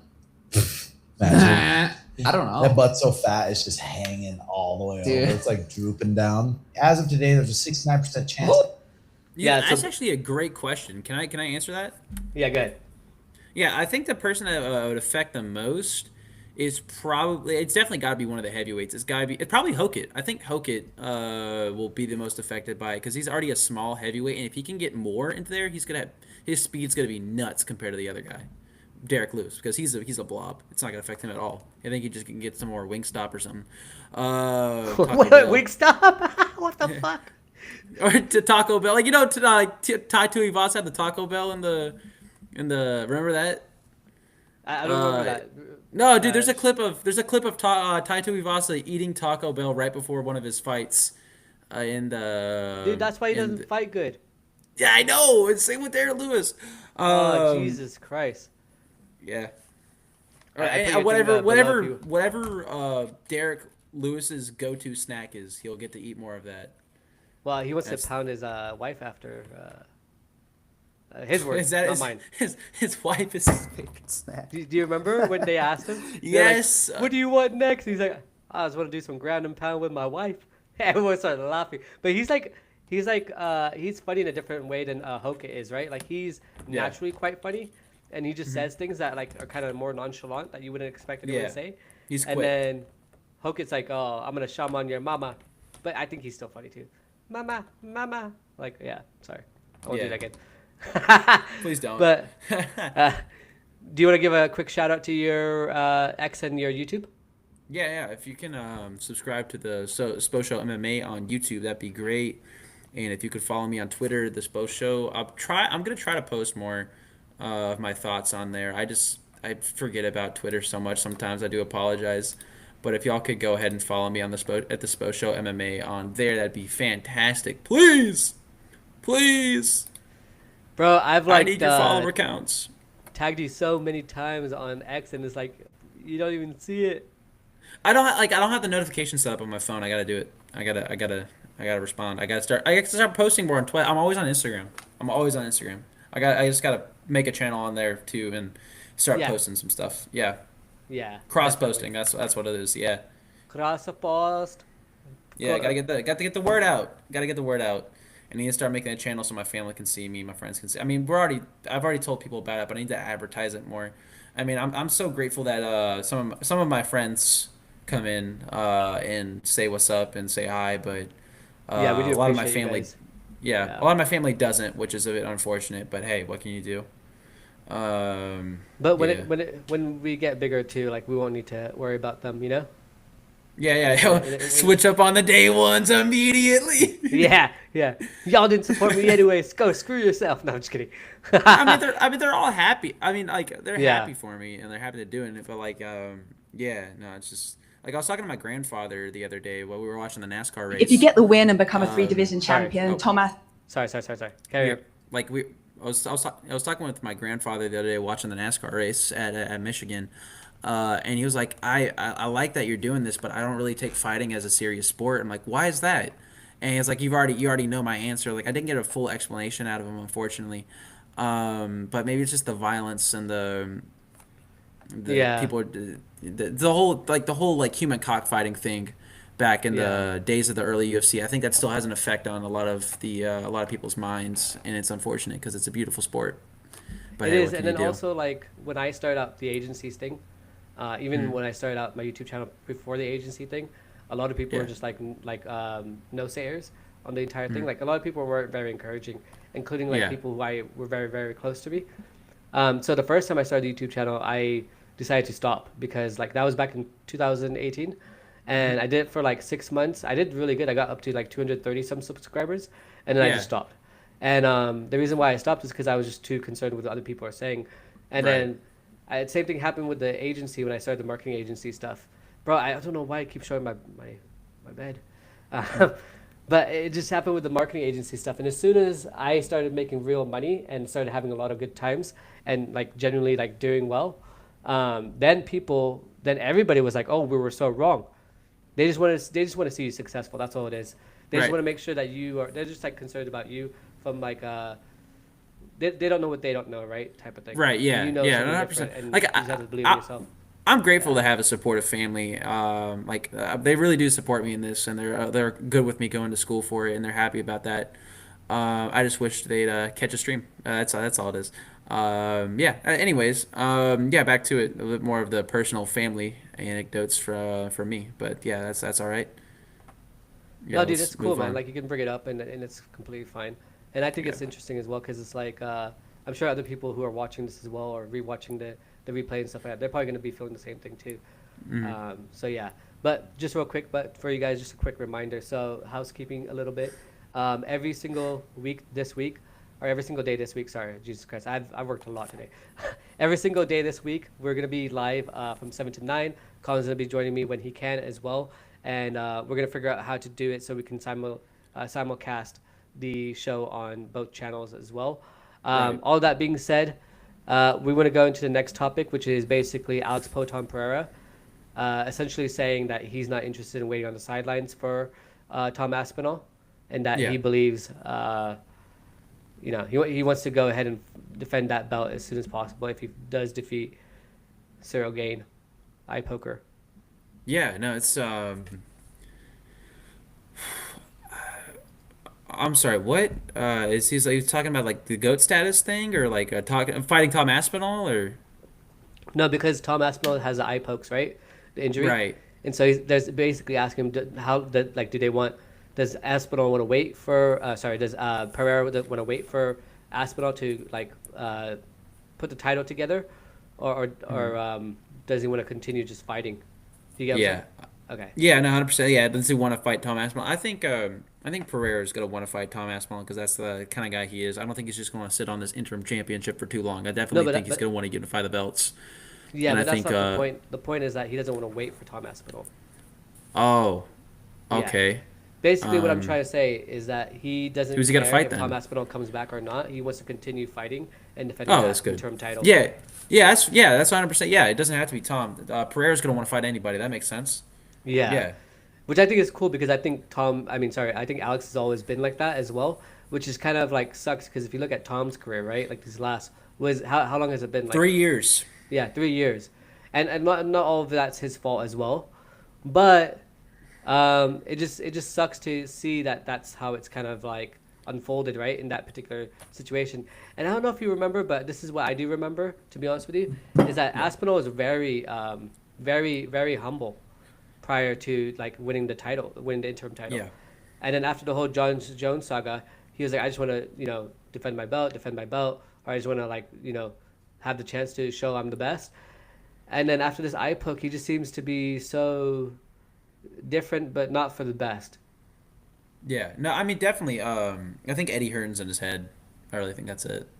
I think it's just Eddie Well, Hearn's not making him not want to stay, gets more money. I really do think it's Eddie Hearn's influence. Well, I think a lot of people are missing like revisionist history, right? So like I think a lot of people are revising the history. I think the biggest issue is that when Aspinall had the fight against Ciryl Gane, he basically had Andy Aspinall, his father, who's his manager, talking to all the media saying that we want Aspinall to fight in boxing. We want Aspinall to do boxing matches to get paid more. And then he does the sign up with Eddie Hearn. And so if you're Dana White, I don't blame Dana for this particular reason because I'm like, bro, of course you'd be upset and you'd be disappointed and you'd be like, oh, like defend your fucking title first, dude. And then all that talk is like, there's no action behind it, right? You're just talking. And then Eddie Hearn saying that he doesn't want like Aspinall to fight is just weird to me because Aspinall's not even ready to fight, even if he did want to fight. So it's like, what are you talking about? Yeah, it's. I think you should just stick to MMA. As an MMA fan, I think you should just stick to MMA. And not go to boxing. I mean, to solidify your legacy as one of the greatest heavyweights of all time, as one of the best fighters of all time, to solidify yourself in that pound for pound list, to solidify greatness for yourself. I mean, still gonna get a lot of sponsorships, a lot of advertising, a lot of everything. Still gonna get a lot of money. He's a champion. But of course, the allure of boxing will always be there for these champions. It's unfortunate. And just real quick, I don't know if you saw that other UFC. There was a channel. There's a podcast that he's been doing with this heavyweight from Liverpool, former champion in boxing. That Aspinall has been doing with him, and I think it's like Tommy or Tony Bellevue or whatever. Anyways, he's been doing it with him, and I think he's just like, I feel like they're trying to gaslight Aspinall, saying like, don't you feel disrespected for not being invited to the White House lawn? Don't you feel disrespected for? Like, He wasn't invited. oh, here you go. Go ahead. No, he wasn't Yeah, invited. I don't think it's a big deal though. That's huge. That's the heavyweight champ. I think all the champions should Yeah, have been but invited. his dad is talking against like the UFC, suggesting he wants to go box and stuff like that. That's the way to renegotiate. If you're Dana White, that's the way to like talk to him. Like, hey, what's going on? Get some private time. Like, hey, what can I do to make you want to stay with the promotion? God, that's a bonehead move to. And he should invite all of his champions. Every single UFC champion should be at this event. This is that historic of an event. Yeah, Also, I think it just has to go ahead for American why isn't Kayla Harrison on the card? What do you think because the she has the an women? injury, the neck injury. Oh, is it still going on? I didn't I know think that. so. Yeah, Yeah, I'm but, like, pretty sure there's it's no still like going on. there's no women's fight at all on this card. I mean, a lot of people are gonna be like, oh That, yay, but I think we have a female American champion currently, and she's not on the card. We have And I think two. that's ridiculous. we have two. Oh, yeah. What's her name? The Brazilian one, Mackenzie Well, Dern. but she's not American. She is. She is. Then why does she rep Brazil? Yeah. All right. Well, Yeah, she's 'cause not representing she was America. born in America though. Oh, okay. All right. Well, still, then why isn't She's she on the born in card? America, raised in Brazil. Yeah, she was trying to get. Dana was trying to get her on the fight card. This is another topic we should touch though, because of the Yeah. female fighters, because a lot of people apparently are quite upset about that. But I mean, it doesn't mean too much to me. I would have loved Kayla Harrison to be there or Amanda Nunes Yeah. to be on that fight card. But Mackenzie Dern is what they did try to get on there with Weili Zhang. Zhang Weili? And I think Yeah. Zhang Weili, yeah, and Dana White couldn't get her on. Oh, that's so unfortunate. Because that fight definitely should. We've had no women's title fights at all in the entire in this first two quarters of the UFC, which is crazy. But yeah, we got a question in the chat here. I think we should pin that up. Yeah, sounds So good. before, yeah, loving the Q&A style. Yeah, so a little off topic, but going in preparation for the upcoming cards, what's the most important stuff to look for about the fighters before the fights? Definitely the weight cut. I'd say the weight cut is the most important. That is the most like make or break thing going ahead of this card. I mean, you have to look at guys like the last big fight. Like look at Hamzat. Hamzat had a rough weight cut, and that's due to his own stupidity. Well, not stupidity, but like he was prepping for 205 and got out and was only ready for 185, and there was a whole like weight debacle. Like, did he make weight? Did he not make weight? But anyways, it affected the way he fought on the card, and he lost the belt for it. A bad weight cut really does affect fighters, and I think if any of these guys are looking a bit drained going into this, it's not going to be a good night at the office for them. You're muted, Kaz. Or am I Oh, muted? sorry. Yeah. Yeah, all good, all Definitely good. the weight cut. I would also say like just looking at the embeddeds would be interesting just to kind of see little things. Um, he said, "Bro, read my mind." Exactly. Yeah. Hamza should mention. Yeah. I mean, I think that whole camp is just making too many excuses for that, though. Like, I think if you're 100%. sign up for a fight and you know that this is the fight, that this is the night you got to fight, I mean, you got to wait. You got to train in such a way that you peak at that fight, right? But yeah, I just think that the excuses are ridiculous, man. They just keep bringing them up. Yeah, no, yeah, especially the Hamza camp. But yeah, a weight cut's very important. I think if any of these cut fighters, this is the biggest fight of these people's lives for majority of the card here. This is the biggest stage, the biggest opportunity for a multitude of these guys. And I think if they're not prepped for it mentally, if they didn't have a good camp, and especially if they didn't have a good weight cut, they're gonna have a rough night at the office. I didn't realize how much new background was gonna be an issue for me. Yeah. I just think they are. I don't know. I didn't like Allen's call out of Strickland over the weekend. I mean, that makes sense to me. I mean, like with the Strickland or Nasruddin Mavov, I think he was. I didn't like the Strickland one. He I also didn't called think out he the winner of Dricus Usman. He called out the winner of them too, which that's the one I agree with the most with. Yeah, I didn't agree with the Strickland one. I just thought he's like kind of. I also think he was mentioning delusional. that. I think he was mentioning that Strickland and Mavov were gonna fight, and then he'll take the winner of Dricus or Usman. But he also was like, "I'll fight either of them if given the opportunity." Well, I'm sure he wouldn't say no to the title fight if he gets the option. No, of course not. Yeah. But like to me, he doesn't deserve that title fight. I mean, his performance against Edmund Shabazin was not bad, but I don't think it was that good. It shouldn't have been Edmund. Edmund should not have gotten that fight. It should have been anyone else. Literally anyone else in the top 5. But hey. But saying that as well, like then he should have slimed out. You know what I mean? Yeah. Yeah. No. 100%. Yeah. It should have been a more dominant performance for sure. But that just goes to the caliber of Edmund Shabazin. I think that just shows how good he is. I didn't think Shabazin looked that good though. He looked good in the first round.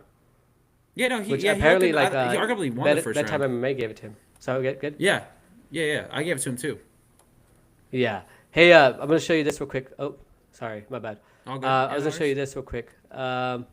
So, Alex Pereira basically can speak English. Oh, he can now? Yeah, watch. Apparently, he did it for 3 minutes straight. Yeah. Interim in charge is Robert Hoyle. I don't speak English here. Say anything you want. No talk shit. Yeah, you can talk shit. Yeah, You can no say whatever problem. you want. No problem. Yeah. English good. No, yes, good. Yeah, good. For me, difficult. I go learn it. I go learn it. You're doing great. Yeah, no, you know, teacher, you only talk, speak. No teacher. Hey, Alex. Oh, you want me to teach? Do you want me to teach more? Blah blah blah blah blah blah blah. I know learning. Difficult class English. Yes.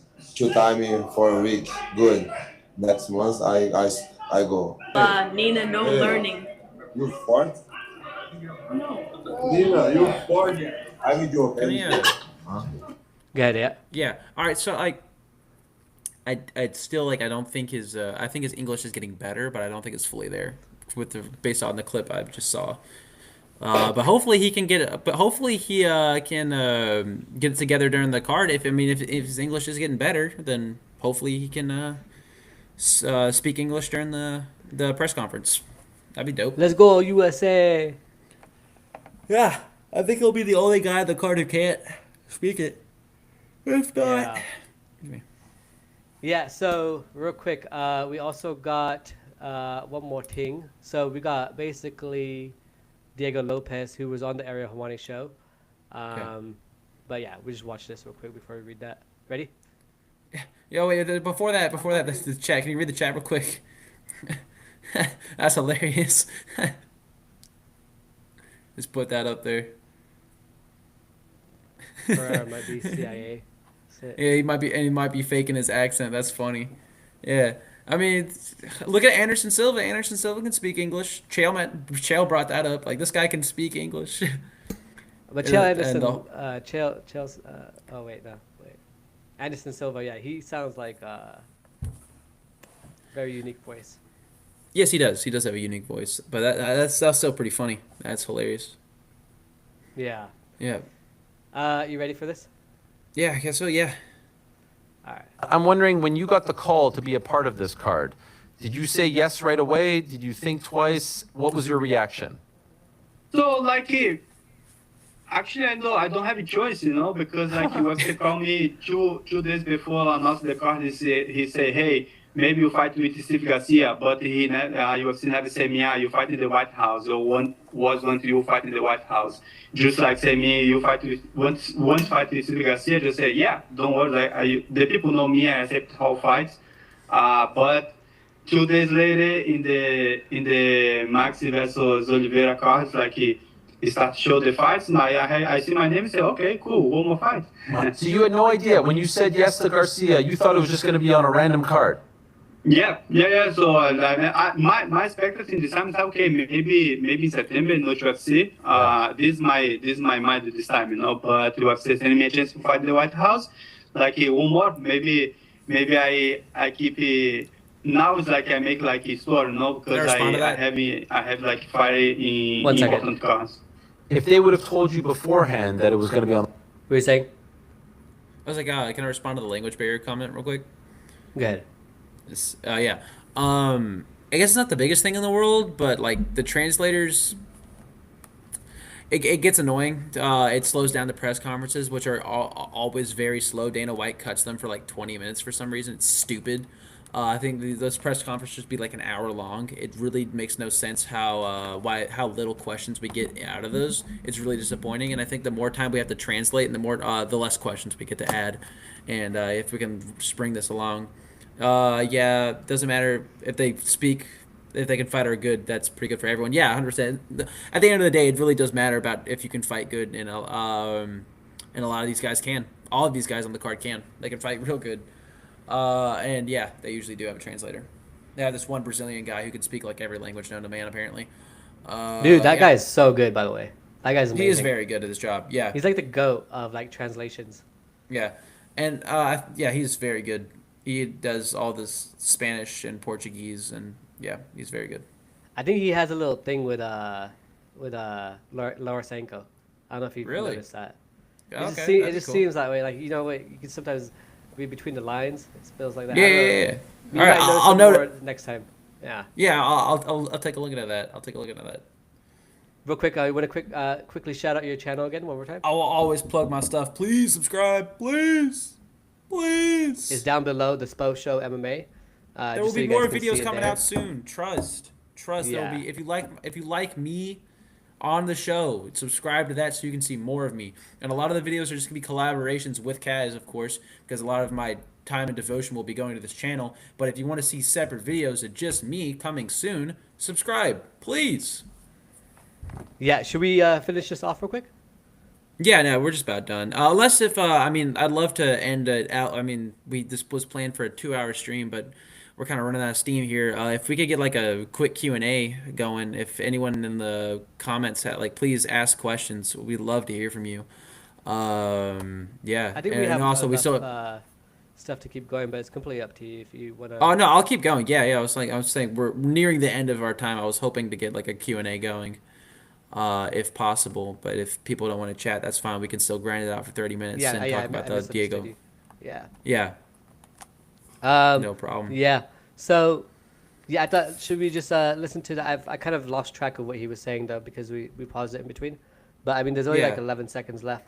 Did you catch most of that, or? No, it's kind of like echoing for me. Like I'm hearing it. Okay, I thought that was the issue, because I noticed with my stuff it's not like done. I don't know if it's done properly, or I have to double check my audio settings after the thing, because I don't know if it's connected properly the way it normally is. Because normally it just comes through the speaker directly, but it's not coming into my headphones, which is kind of weird. So I realize it might be coming into the mic I have here. Yeah. Yeah. Yeah. Before we break that down, I got one more. There's another question on here that hopefully to answer. This was asked earlier, but I want to give another answer to that. I answered with Diego Lopes versus Steve Garcia, and Kaz answered with Josh Hokit versus Derrick Lewis. But another good fight is going to be Michael Chandler versus Mauricio Rufy. I think a lot of people are counting Michael Chandler out. He's been pretty inactive. He's been calling for McGregor. He's become a meme in the MMA community. But I think he has a lot better shot than people think. I think Rufy's is a tad bit overrated, and I think Michael Chandler has the skills to put him away. And I think it's going to be a great fight. Or we're going to see Chandler get highlighted. I actually disagree with you though, because I think unless Chandler grew like 2 extra new brain cells, like I don't think he's winning this fight. He needs. I think he's rubbing those together. I think he's those brain cells. I don't think he's rubbing those together. Yeah. Those brain cells. Yeah, I think the CTE is all gonna culminate, and he's gonna slime Figure it out Rufy. Yeah, he definitely is gonna need a finish, and I think he's gonna get it. Well, I do think he needs a finish, but I think what his motivation is going to be is the Conor McGregor fight. Because if those of you who don't know, July 11th, Conor McGregor is coming back with Max Holloway. Obviously, I don't know, man. I kind of panicked the other day because you know how I showed you something earlier that was like fake. Yeah. About like the whole suspension. Yeah, thing. yeah. You got an AI check. You got an AI check all the time. Well, the other day, what happened to me was someone put, I think it was Upfront MMA, put out that Conor might be injured and might be pulling out of the fight, and I was like, bro, shut the fuck up, please. This is not happening. Yeah. And Will yeah. this be the GOAT card? I mean, that is yet to be seen. That is yet to be seen. It has the potential to be one of the greatest cards of all time, for sure. And especially it's going to be the most historic card, given the historical precedence that it's making. What is the best card of all time? That's a great. I mean, UFC 300's got to be up there. That'd probably be my answer. What's UFC the best 300 card of all time? Where is that? That's you pinned it up, bro. I would say be the the best GOAT card card, or of what all holds time the crown? is sorry, good. Oh no, you got it. You got it.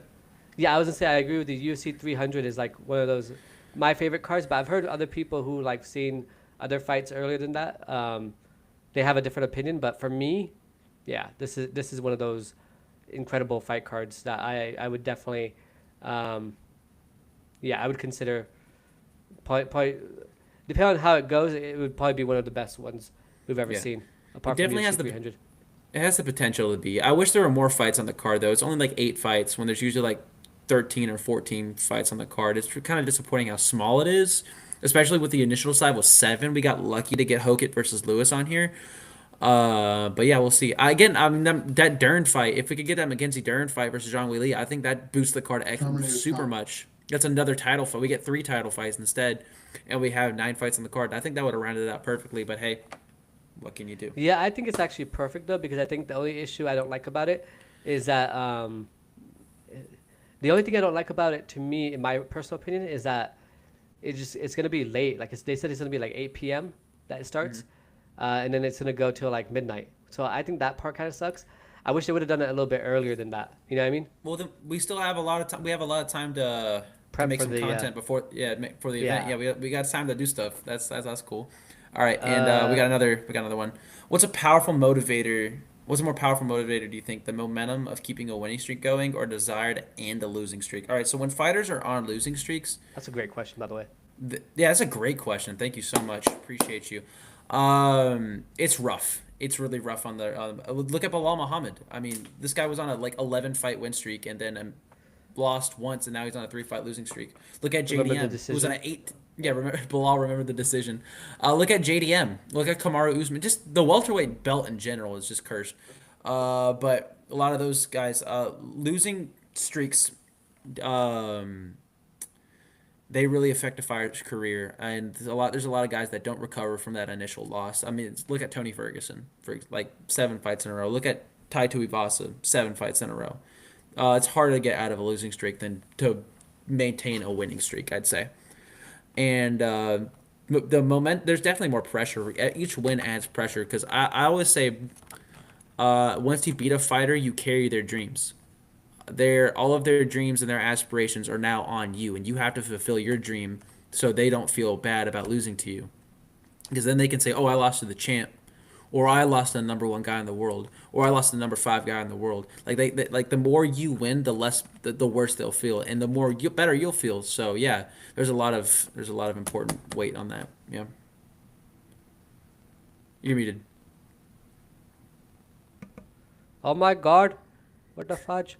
Yeah, I was gonna share something with you real quick because I just found it as well while you were talking, and I thought this was quite interesting because according to Dana White, Tom Aspinall was supposed to be, facing Alex Pereira, which was a planned heavyweight title fight at the UFC White House before Aspinall's eye injury was forced to change of plans. So that's a massive super fight opportunity basically missed. That would have been a super fight. Yeah, that makes sense though. I mean, like no one outside of France cares about Ciryl Gane. So yeah, I mean that makes sense. That makes a lot of sense. A lot of the French fighters are getting fraud checked recently as well. Yeah, freaking Fressium! I'm on you. But bro, like real quick, do you think this fight even happens at this point? Like, what if they just ice out Aspinall because of Eddie Hearn? We have to think of what happened. Dana's petty in some ways, right? Like, yeah. He is. But yeah, I mean, Dana White already picked Aspinall over Jones. If he if he gets rid of Aspinall after this, then he's gonna lost 2 great fighters instead of just keeping one. I think he already put all of his eggs in one basket, and that's the Aspinall basket. And now that basket's kind of losing its solidity. So yeah, it's unfortunate. Yeah, no, I hear you. Just real quick, I wanted to ask you guys, what do you think about the new branding as well? And if you're watching the replay as well, just let me know. We originally had like everything green. I kind of like the thumbnails going black, red, and white. So I'm kind of keeping it there. But yeah, just give us updates, ideas, whatever you guys think. We got about another 20 minutes or so. So if you guys have any questions, let us know, and Colin and I will go ahead and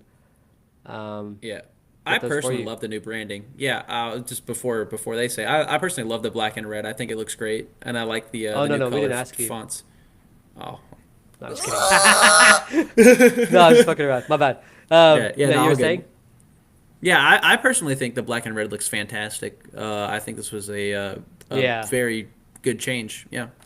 Yeah. So I just wish I could get my background like yours. My computer's now is rejecting it. Unfortunately, my specs aren't good enough yet. But I can't wait to match your background because this is awesome. Yeah, I mean, once I think you get a new laptop or something, then you might be okay. This is already a really good laptop. Is it? Okay. It's a really good laptop. W branding. W branding. Thank you, Alejandro. Thank you. Thank you, my friend. Which was gracias, which means thank you very much in Spanish. Okay.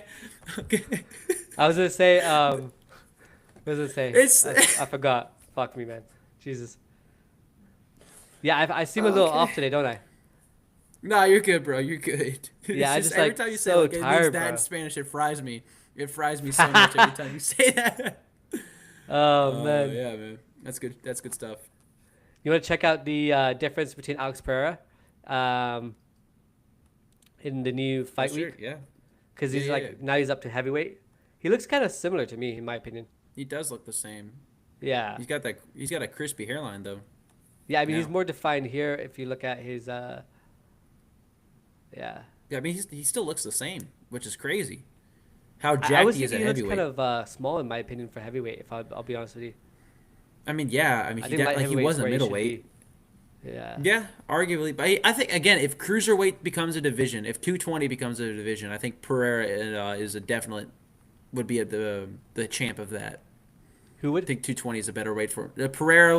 A much better. Yeah. I think we could probably cut heavyweight and make cruiserweight and just make it 220, and I think no one would complain. I mean, they were saying to cut heavyweight at one point, but I do like heavyweight. No, but like you get rid of all the blobs and you get rid of all the you get 220. I think that's still like reasonable. Hokit's at 220. Hokit would be great. He'd be slim at 220. Yeah, he's a fighter. We cut the fat. Weight class. Yeah. This is Topuria's debut versus 2025. Yeah, I mean he still looks jacked. Yeah, I think he arguably looked better back then, if I'm being honest. Yeah, I'm liking the hair, but yeah, better then. We got Gaethje, Justin Gaethje here. I think stop saying that. Yeah, probably. His hairline's slanted. That's like you can do Tony Hawk X Games on that thing. Golly, go to Turkey. Hey, did you? Speaking of Tony Hawk, did you hear about that? That the new fight promotion that's coming out? No, I didn't. Oh, you haven't? No, I haven't. No. Okay, so there's a new fight promotion coming out, basically with Scott Coker, who ran Bellator before, and then before that ran Strikeforce, and so he's gonna come out with a tournament thing. His whole goal is to basically put out a tournament for one weight class, not the entire divisions, all the divisions. Sorry, and then also put on top of that multiple different fights. I think what's happening right now, currently in the entire combat sports space, is that you have Jake Paul, who's doing the boxing stuff, and who's also doing the MMA stuff now, going head to head with Dana White on the boxing and MMA side as well. But apparently Zuffa is doing really good, because the other day,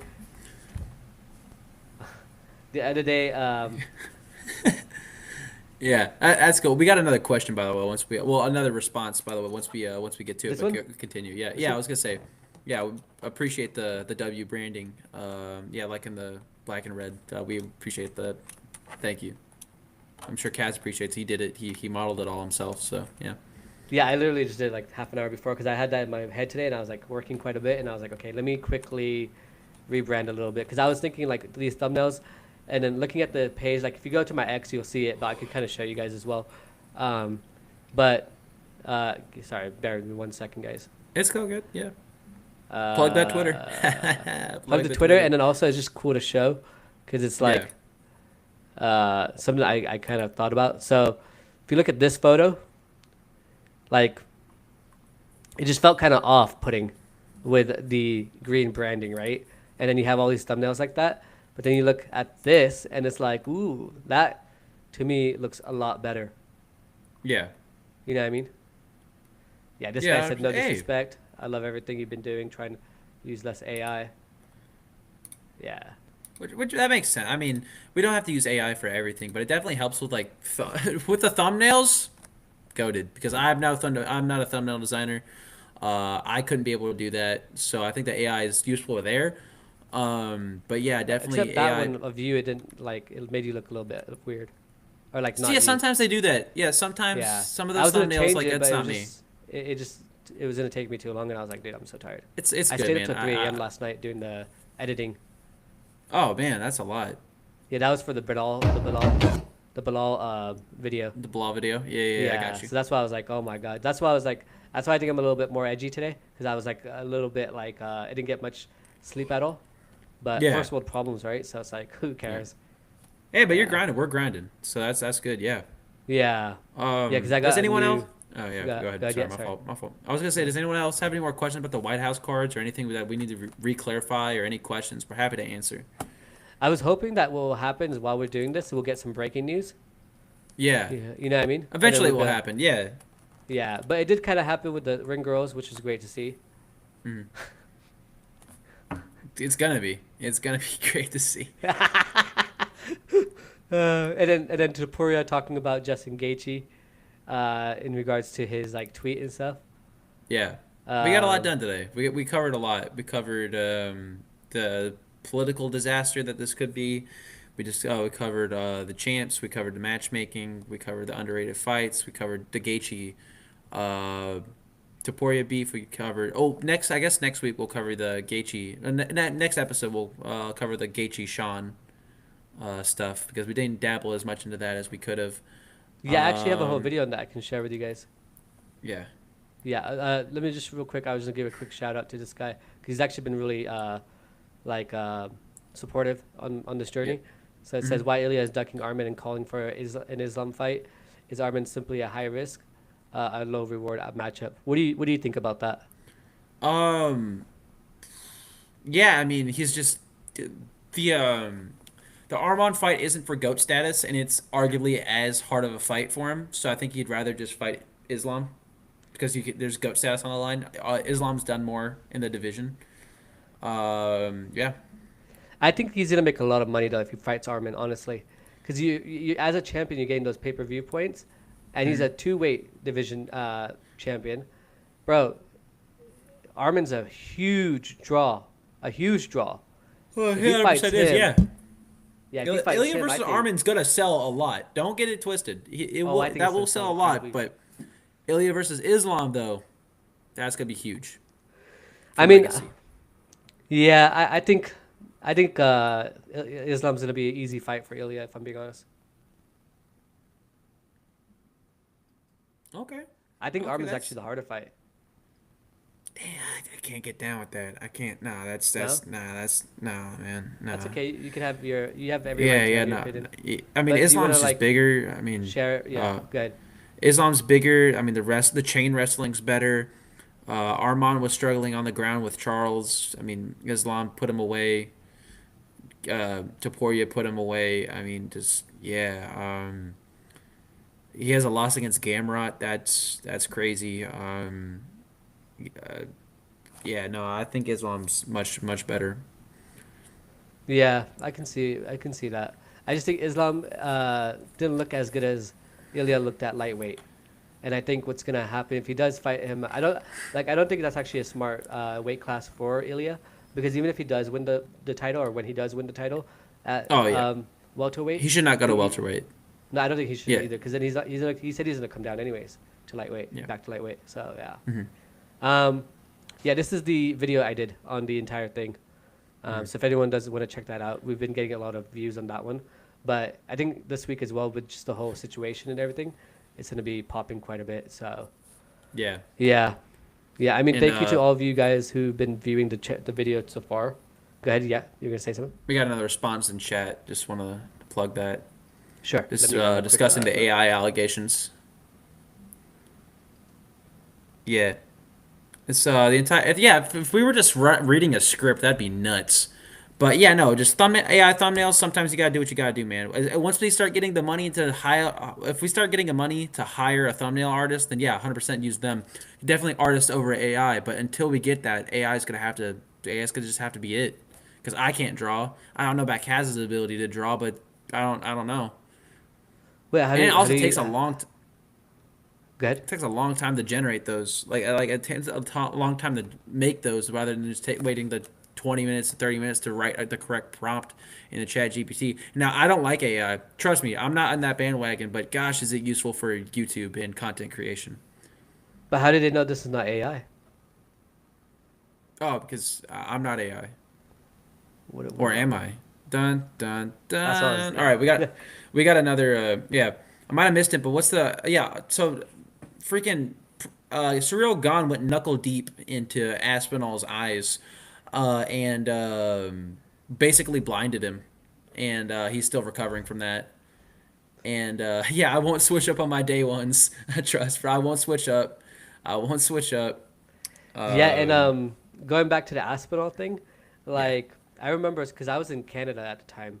I was visiting my friend who's just a new father, and bro, it was crazy because he was trying to convince me that Aspinall decided to not fight because he was getting his ass whooped, and I was like, but I don't agree.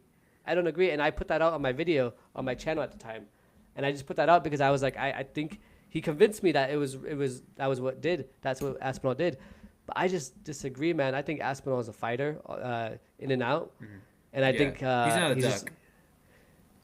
I mean, people are calling him a duck recently for the allegations that are like the Eddie Hearn saying that he shouldn't fight Pereira on this current contract and stuff like that. Yeah. But I don't think he's a duck. I mean, if there's any big duck in the UFC, that's John Jones. Biggest duck of all. Yeah. Dude, we should do a duck tier list. I want to kind of share with you guys real quick. So we had some video ideas. Oh, by the way, thank you for the likes. We got 11 likes at the moment. But I wanted to kind of share some video ideas that Colin and I were talking about. And then if you guys want to give us some input, you can. But one of my ideas was on a video on Kyle Dawkins for this week on why Kyle Dawkins will win at the UFC White House. Another video was going to be on Michael Bisping and Andy Aspinall actually igniting the beef with the heavyweight champ and the UFC. Eddie Hearn entered in the chaos as well. One was going to be about why the UFC should re-sign Muhammad Makayev, the flyweight, paper champion at the moment. And UFC ranking middleweight to heavyweight part 2. We still have to do that with Mo. We still have to Overrated. do that, Yeah. Overrated, underrated head coaches in MMA. That one I have to do a little bit more research on. That's why. The UFC new ranking system. Should we talk about that before we head out? Yeah, 100%. We should touch on that. So the UFC ranking system is now instead of they're doing it actually on fighter strength, use of average opponent, difficulty, and win streaks. I thought that's what they were doing in the beginning with it. But apparently, it's just been based on popularity. Like what? That makes no sense to me. But the rankings are stupid anyways, and that's why we did a whole video of re-ranking people. But yeah, what can you do? So I found an article from Bloody Elbow. From my understanding, a lot of these outlets that are actually doing the rankings currently are like outlets that haven't done MMA content or fight content in a long, long time, and so that's why it's a little bit like kind of odd. That being said, it's just kind of weird because we all thought like objectively that's how they're already doing the rankings, and then now they're saying it's not based on opinion. I don't know. The whole thing is just really, honestly, very unusual to me. I'm gonna pull this article up right now. I haven't They could read have it just yet. said nothing. They could have just said nothing, and we would have been fine. Yeah, I mean, would have known. Yeah, we wouldn't have noticed. Yeah, We just thought they had were no stupid. I think they kind of did like the Armin Sarukin thing where they ratted themselves out for that. Yeah, You know what I they mean? 100% ratted themselves out. Yeah.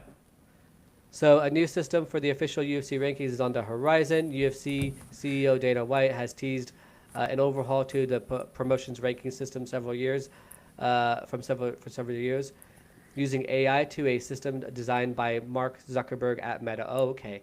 There have been a number of instances in which it seems long used. Format to rank the UFC athletes would go out in the window. Wait, what? Format to rank the UFC athletes would go out the window. Nothing of significance has changed despite all the talk, but now it appears a real adjustment is coming through. The details are still scarce. UFC play-by-play announcer Brendan Fitzgerald revealed during Saturday's UFC. Yeah, we already know all that stuff. I guess what I want to see, though, is who are the people who are currently ranking the UFC.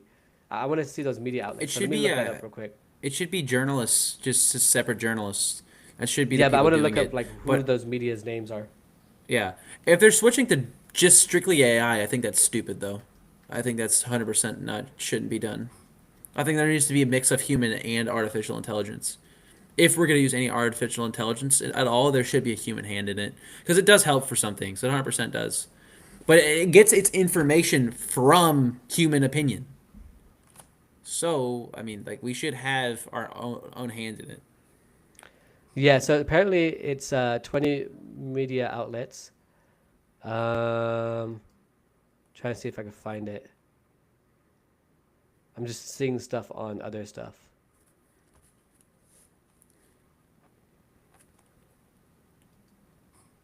Sorry, give me 1 second. Do you want to just keep everybody busy while you're Yeah, while I'm trying to find it? 100%. Yeah. We're nearing the end of the stream here. We got about 5 more minutes left. So if you have any ending questions, comments, concerns, if y'all want to say my hoodie's cool or something, I don't know. Like just like if you have any fun stuff to say, let us know. Like we're happy to. The interaction between streamer and viewer is very important, and I want to get y'all's dialogue. And yeah, so if y'all have anything to say, please let me know. I'm happy to listen to all your questions. Or if you just want to say something, just have a conversation here. Happy to do that too. Yeah, or man. let us know if you're a compulsive gooner. Yeah, please out yourself. Out yourself. Yeah, and also another big idea. I can't find it. But it's video about 20 idea of them. that. Yeah, Okay, that sorry. I want to do. Is definitely. I think we're gonna get this out. I mean, me and Kaz both agreed on this. That we want to do a year in like half the year in review video, and break stuff down before the big cards. So I'm gonna be prepping a presentation for y'all, and doing that, and that might be, yeah, that's gonna be huge. So I'm gonna be in collaboration with Kaz here to make that happen for y'all. Yeah, we can So definitely stay chat tuned. about that after the stream as well, and get more like into A details plan of for it it as well. Yeah, 100%. Yeah. Dude, it's been pretty awesome, man. Yeah, no, it's been a good stream. We talked about a bunch. dove through MMA Twitter. We talked about the craziness of the White House card in general. Exhausting though. I mean, just talking for this long is a lot, but hey, we're getting used to it, right? We're all week long, baby. All week long, we're gonna be here 7 to 9, breaking it down for you. So yeah, you're gonna hear a lot of us. Yeah, and no, we appreciate 100%. y'all. We appreciate y'all sticking with us. Thank you. Yeah. Hey, quick rapid. Yeah. Just picks. Don't explain your picks. Just give me. Okay. Diego Lopes versus Steve Garcia. Steve Garcia. What's the next one? I was trying to do rapid fire. Oh shit. I should probably look this up actually. Yeah, probably. Yeah. Yeah, let me pull it up real quick. Okay, so let's redo that whole thing. It's a live show. It's a live show. Okay, so we got Diego Lopes versus Steve Garcia. You said Garcia. Garcia. We got Nickal versus Dawkins. Nickal. Rufy versus Nickal. Chandler. Chandler. Hokit versus Lewis. Hokit. Mali versus Zahabi. O'Malley. Pereira versus Gane. Alex Pereira. Topuria versus Gaethje. Ilya Topuria. Alrighty. All right, I'll get you. Okay. All right. Steve Garcia or Diego Lopes. Garcia. Nickal versus Dawkins. Dawkins. Chandler versus Rufy. Rufy. O'Malley versus Zahabi. O'Malley. Pereira versus Gane. Pereira. And Topuria versus Gaethje. Topuria, but you missed Hokit versus Lewis. I did, yeah. Hokit versus Lewis. Sorry. So I felt like I was missing one. Hokit versus Lewis. Hokit. Okay. All right. Yeah. And we're gonna do probably predictions in our next one. And yeah. All right. It's read any good books lately? That's a good question. I read Frankenstein I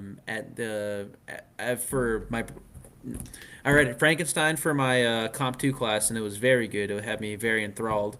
Good book. And I read a lot of, I was in a British literature class last year for my college, and shout out to those guys. No, it was a really good class. Yeah. No, you can call it lame if you want to. That's your opinion. I was joking. But I made a lot of good friends. Yeah. Shout out to the Britlit squad. They were awesome. I should call them. I should call them. Anyways, but yeah, I read a lot of Beowulf, Robin Hood, a lot of ancient, more theological texts like Dream of the Rood. Very, it was interesting. It was very interesting. Canterbury Tales, stuff like that. Yeah. But yeah, it is 9. So yeah, we're just about done here, guys. Yeah. Any final thoughts, Kaz? Yeah, just my books real quick. I just been reading. What's the book I've been reading? Atomic Habits. I'm still reading that. It's been 6 months, but I'm still reading it. So, it takes time. Sometimes it takes time. Yeah. Yeah, it does. But thank you guys. We got about 40, I think, chats in this chat. So on this live. So thank you. I appreciate it. Thank you so much. I think we peaked at 13 or 14, if I'm not mistaken. That's pretty good. Yeah. We're getting the viewer quality up. Yeah. Yeah, and then we'll be back on tomorrow at the same time from 7 to 9. We hope you all enjoy. Don't forget to watch the Kill Tony show if you guys haven't already, because I'm going to be catching that right after this. What are you doing right after this? I'm going to be. We'll catch up after. I'm going to start work on that the presentation for sure. I have it's kind of nerd stuff. I have a Yu-Gi-Oh tournament on the 21st that I'm prepping for. That's cool, bro. Yeah, thanks, bro. I appreciate it. Yeah, I play a lot of card games, so that's just my thing on the side. No, I'm just kidding. that was right there. My bad. Yeah, that was right there. That's all good. It's all good. Yeah, man, I'm just prepping for obviously stuff for the channel. I'm excited to start prepping stuff for my own channel.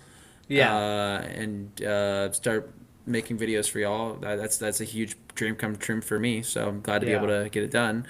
And yeah, I think that's it. Final thoughts. Do you want me to close it out, or do you want to close it out, Kaz? Yeah, go ahead. Go ahead. All right. So first of all, if you haven't liked and subscribed already, it's been 2 hours. What are you doing? But yeah, like, subscribe, share it to a friend. Tell your friends, tell your family, tell your pets, your goldfish, your spiders, whatever you got. If you got some unique pets, let us know. That's pretty cool. Leave a comment. Tell us what you think. Subscribe to my new channel, The Spo Show MMA, on YouTube. And of course, if you haven't subscribed to the MMA KAY show, what are you doing?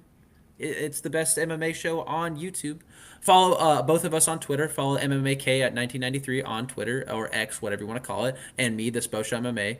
I'm going to try to be more active on Twitter, so you have a reason to follow me. But yeah, and subscribe to my YouTube. I think that's all of our plugs. And yeah, I think we're good. Stay tuned for 7 to 9 the entire week. I will be here for sure, of course, today, Wednesday and Thursday. I might be here on Friday, depending on if plans change. Tuesday I won't be here because I'm working, but Kaz will obviously take care of that. Maybe Mo will pop in or something. I don't know. But yeah, you'll see me next Wednesday. Yeah, you'll see me Wednesday and Thursday, guaranteed. You won't see me Saturday, but you will see us live on Sunday doing a bunch of content for y'all, as well as the live in-person broadcast of the show. We will both be together doing it. It'll be fun. Yeah, thank you That's guys. it. Appreciate it.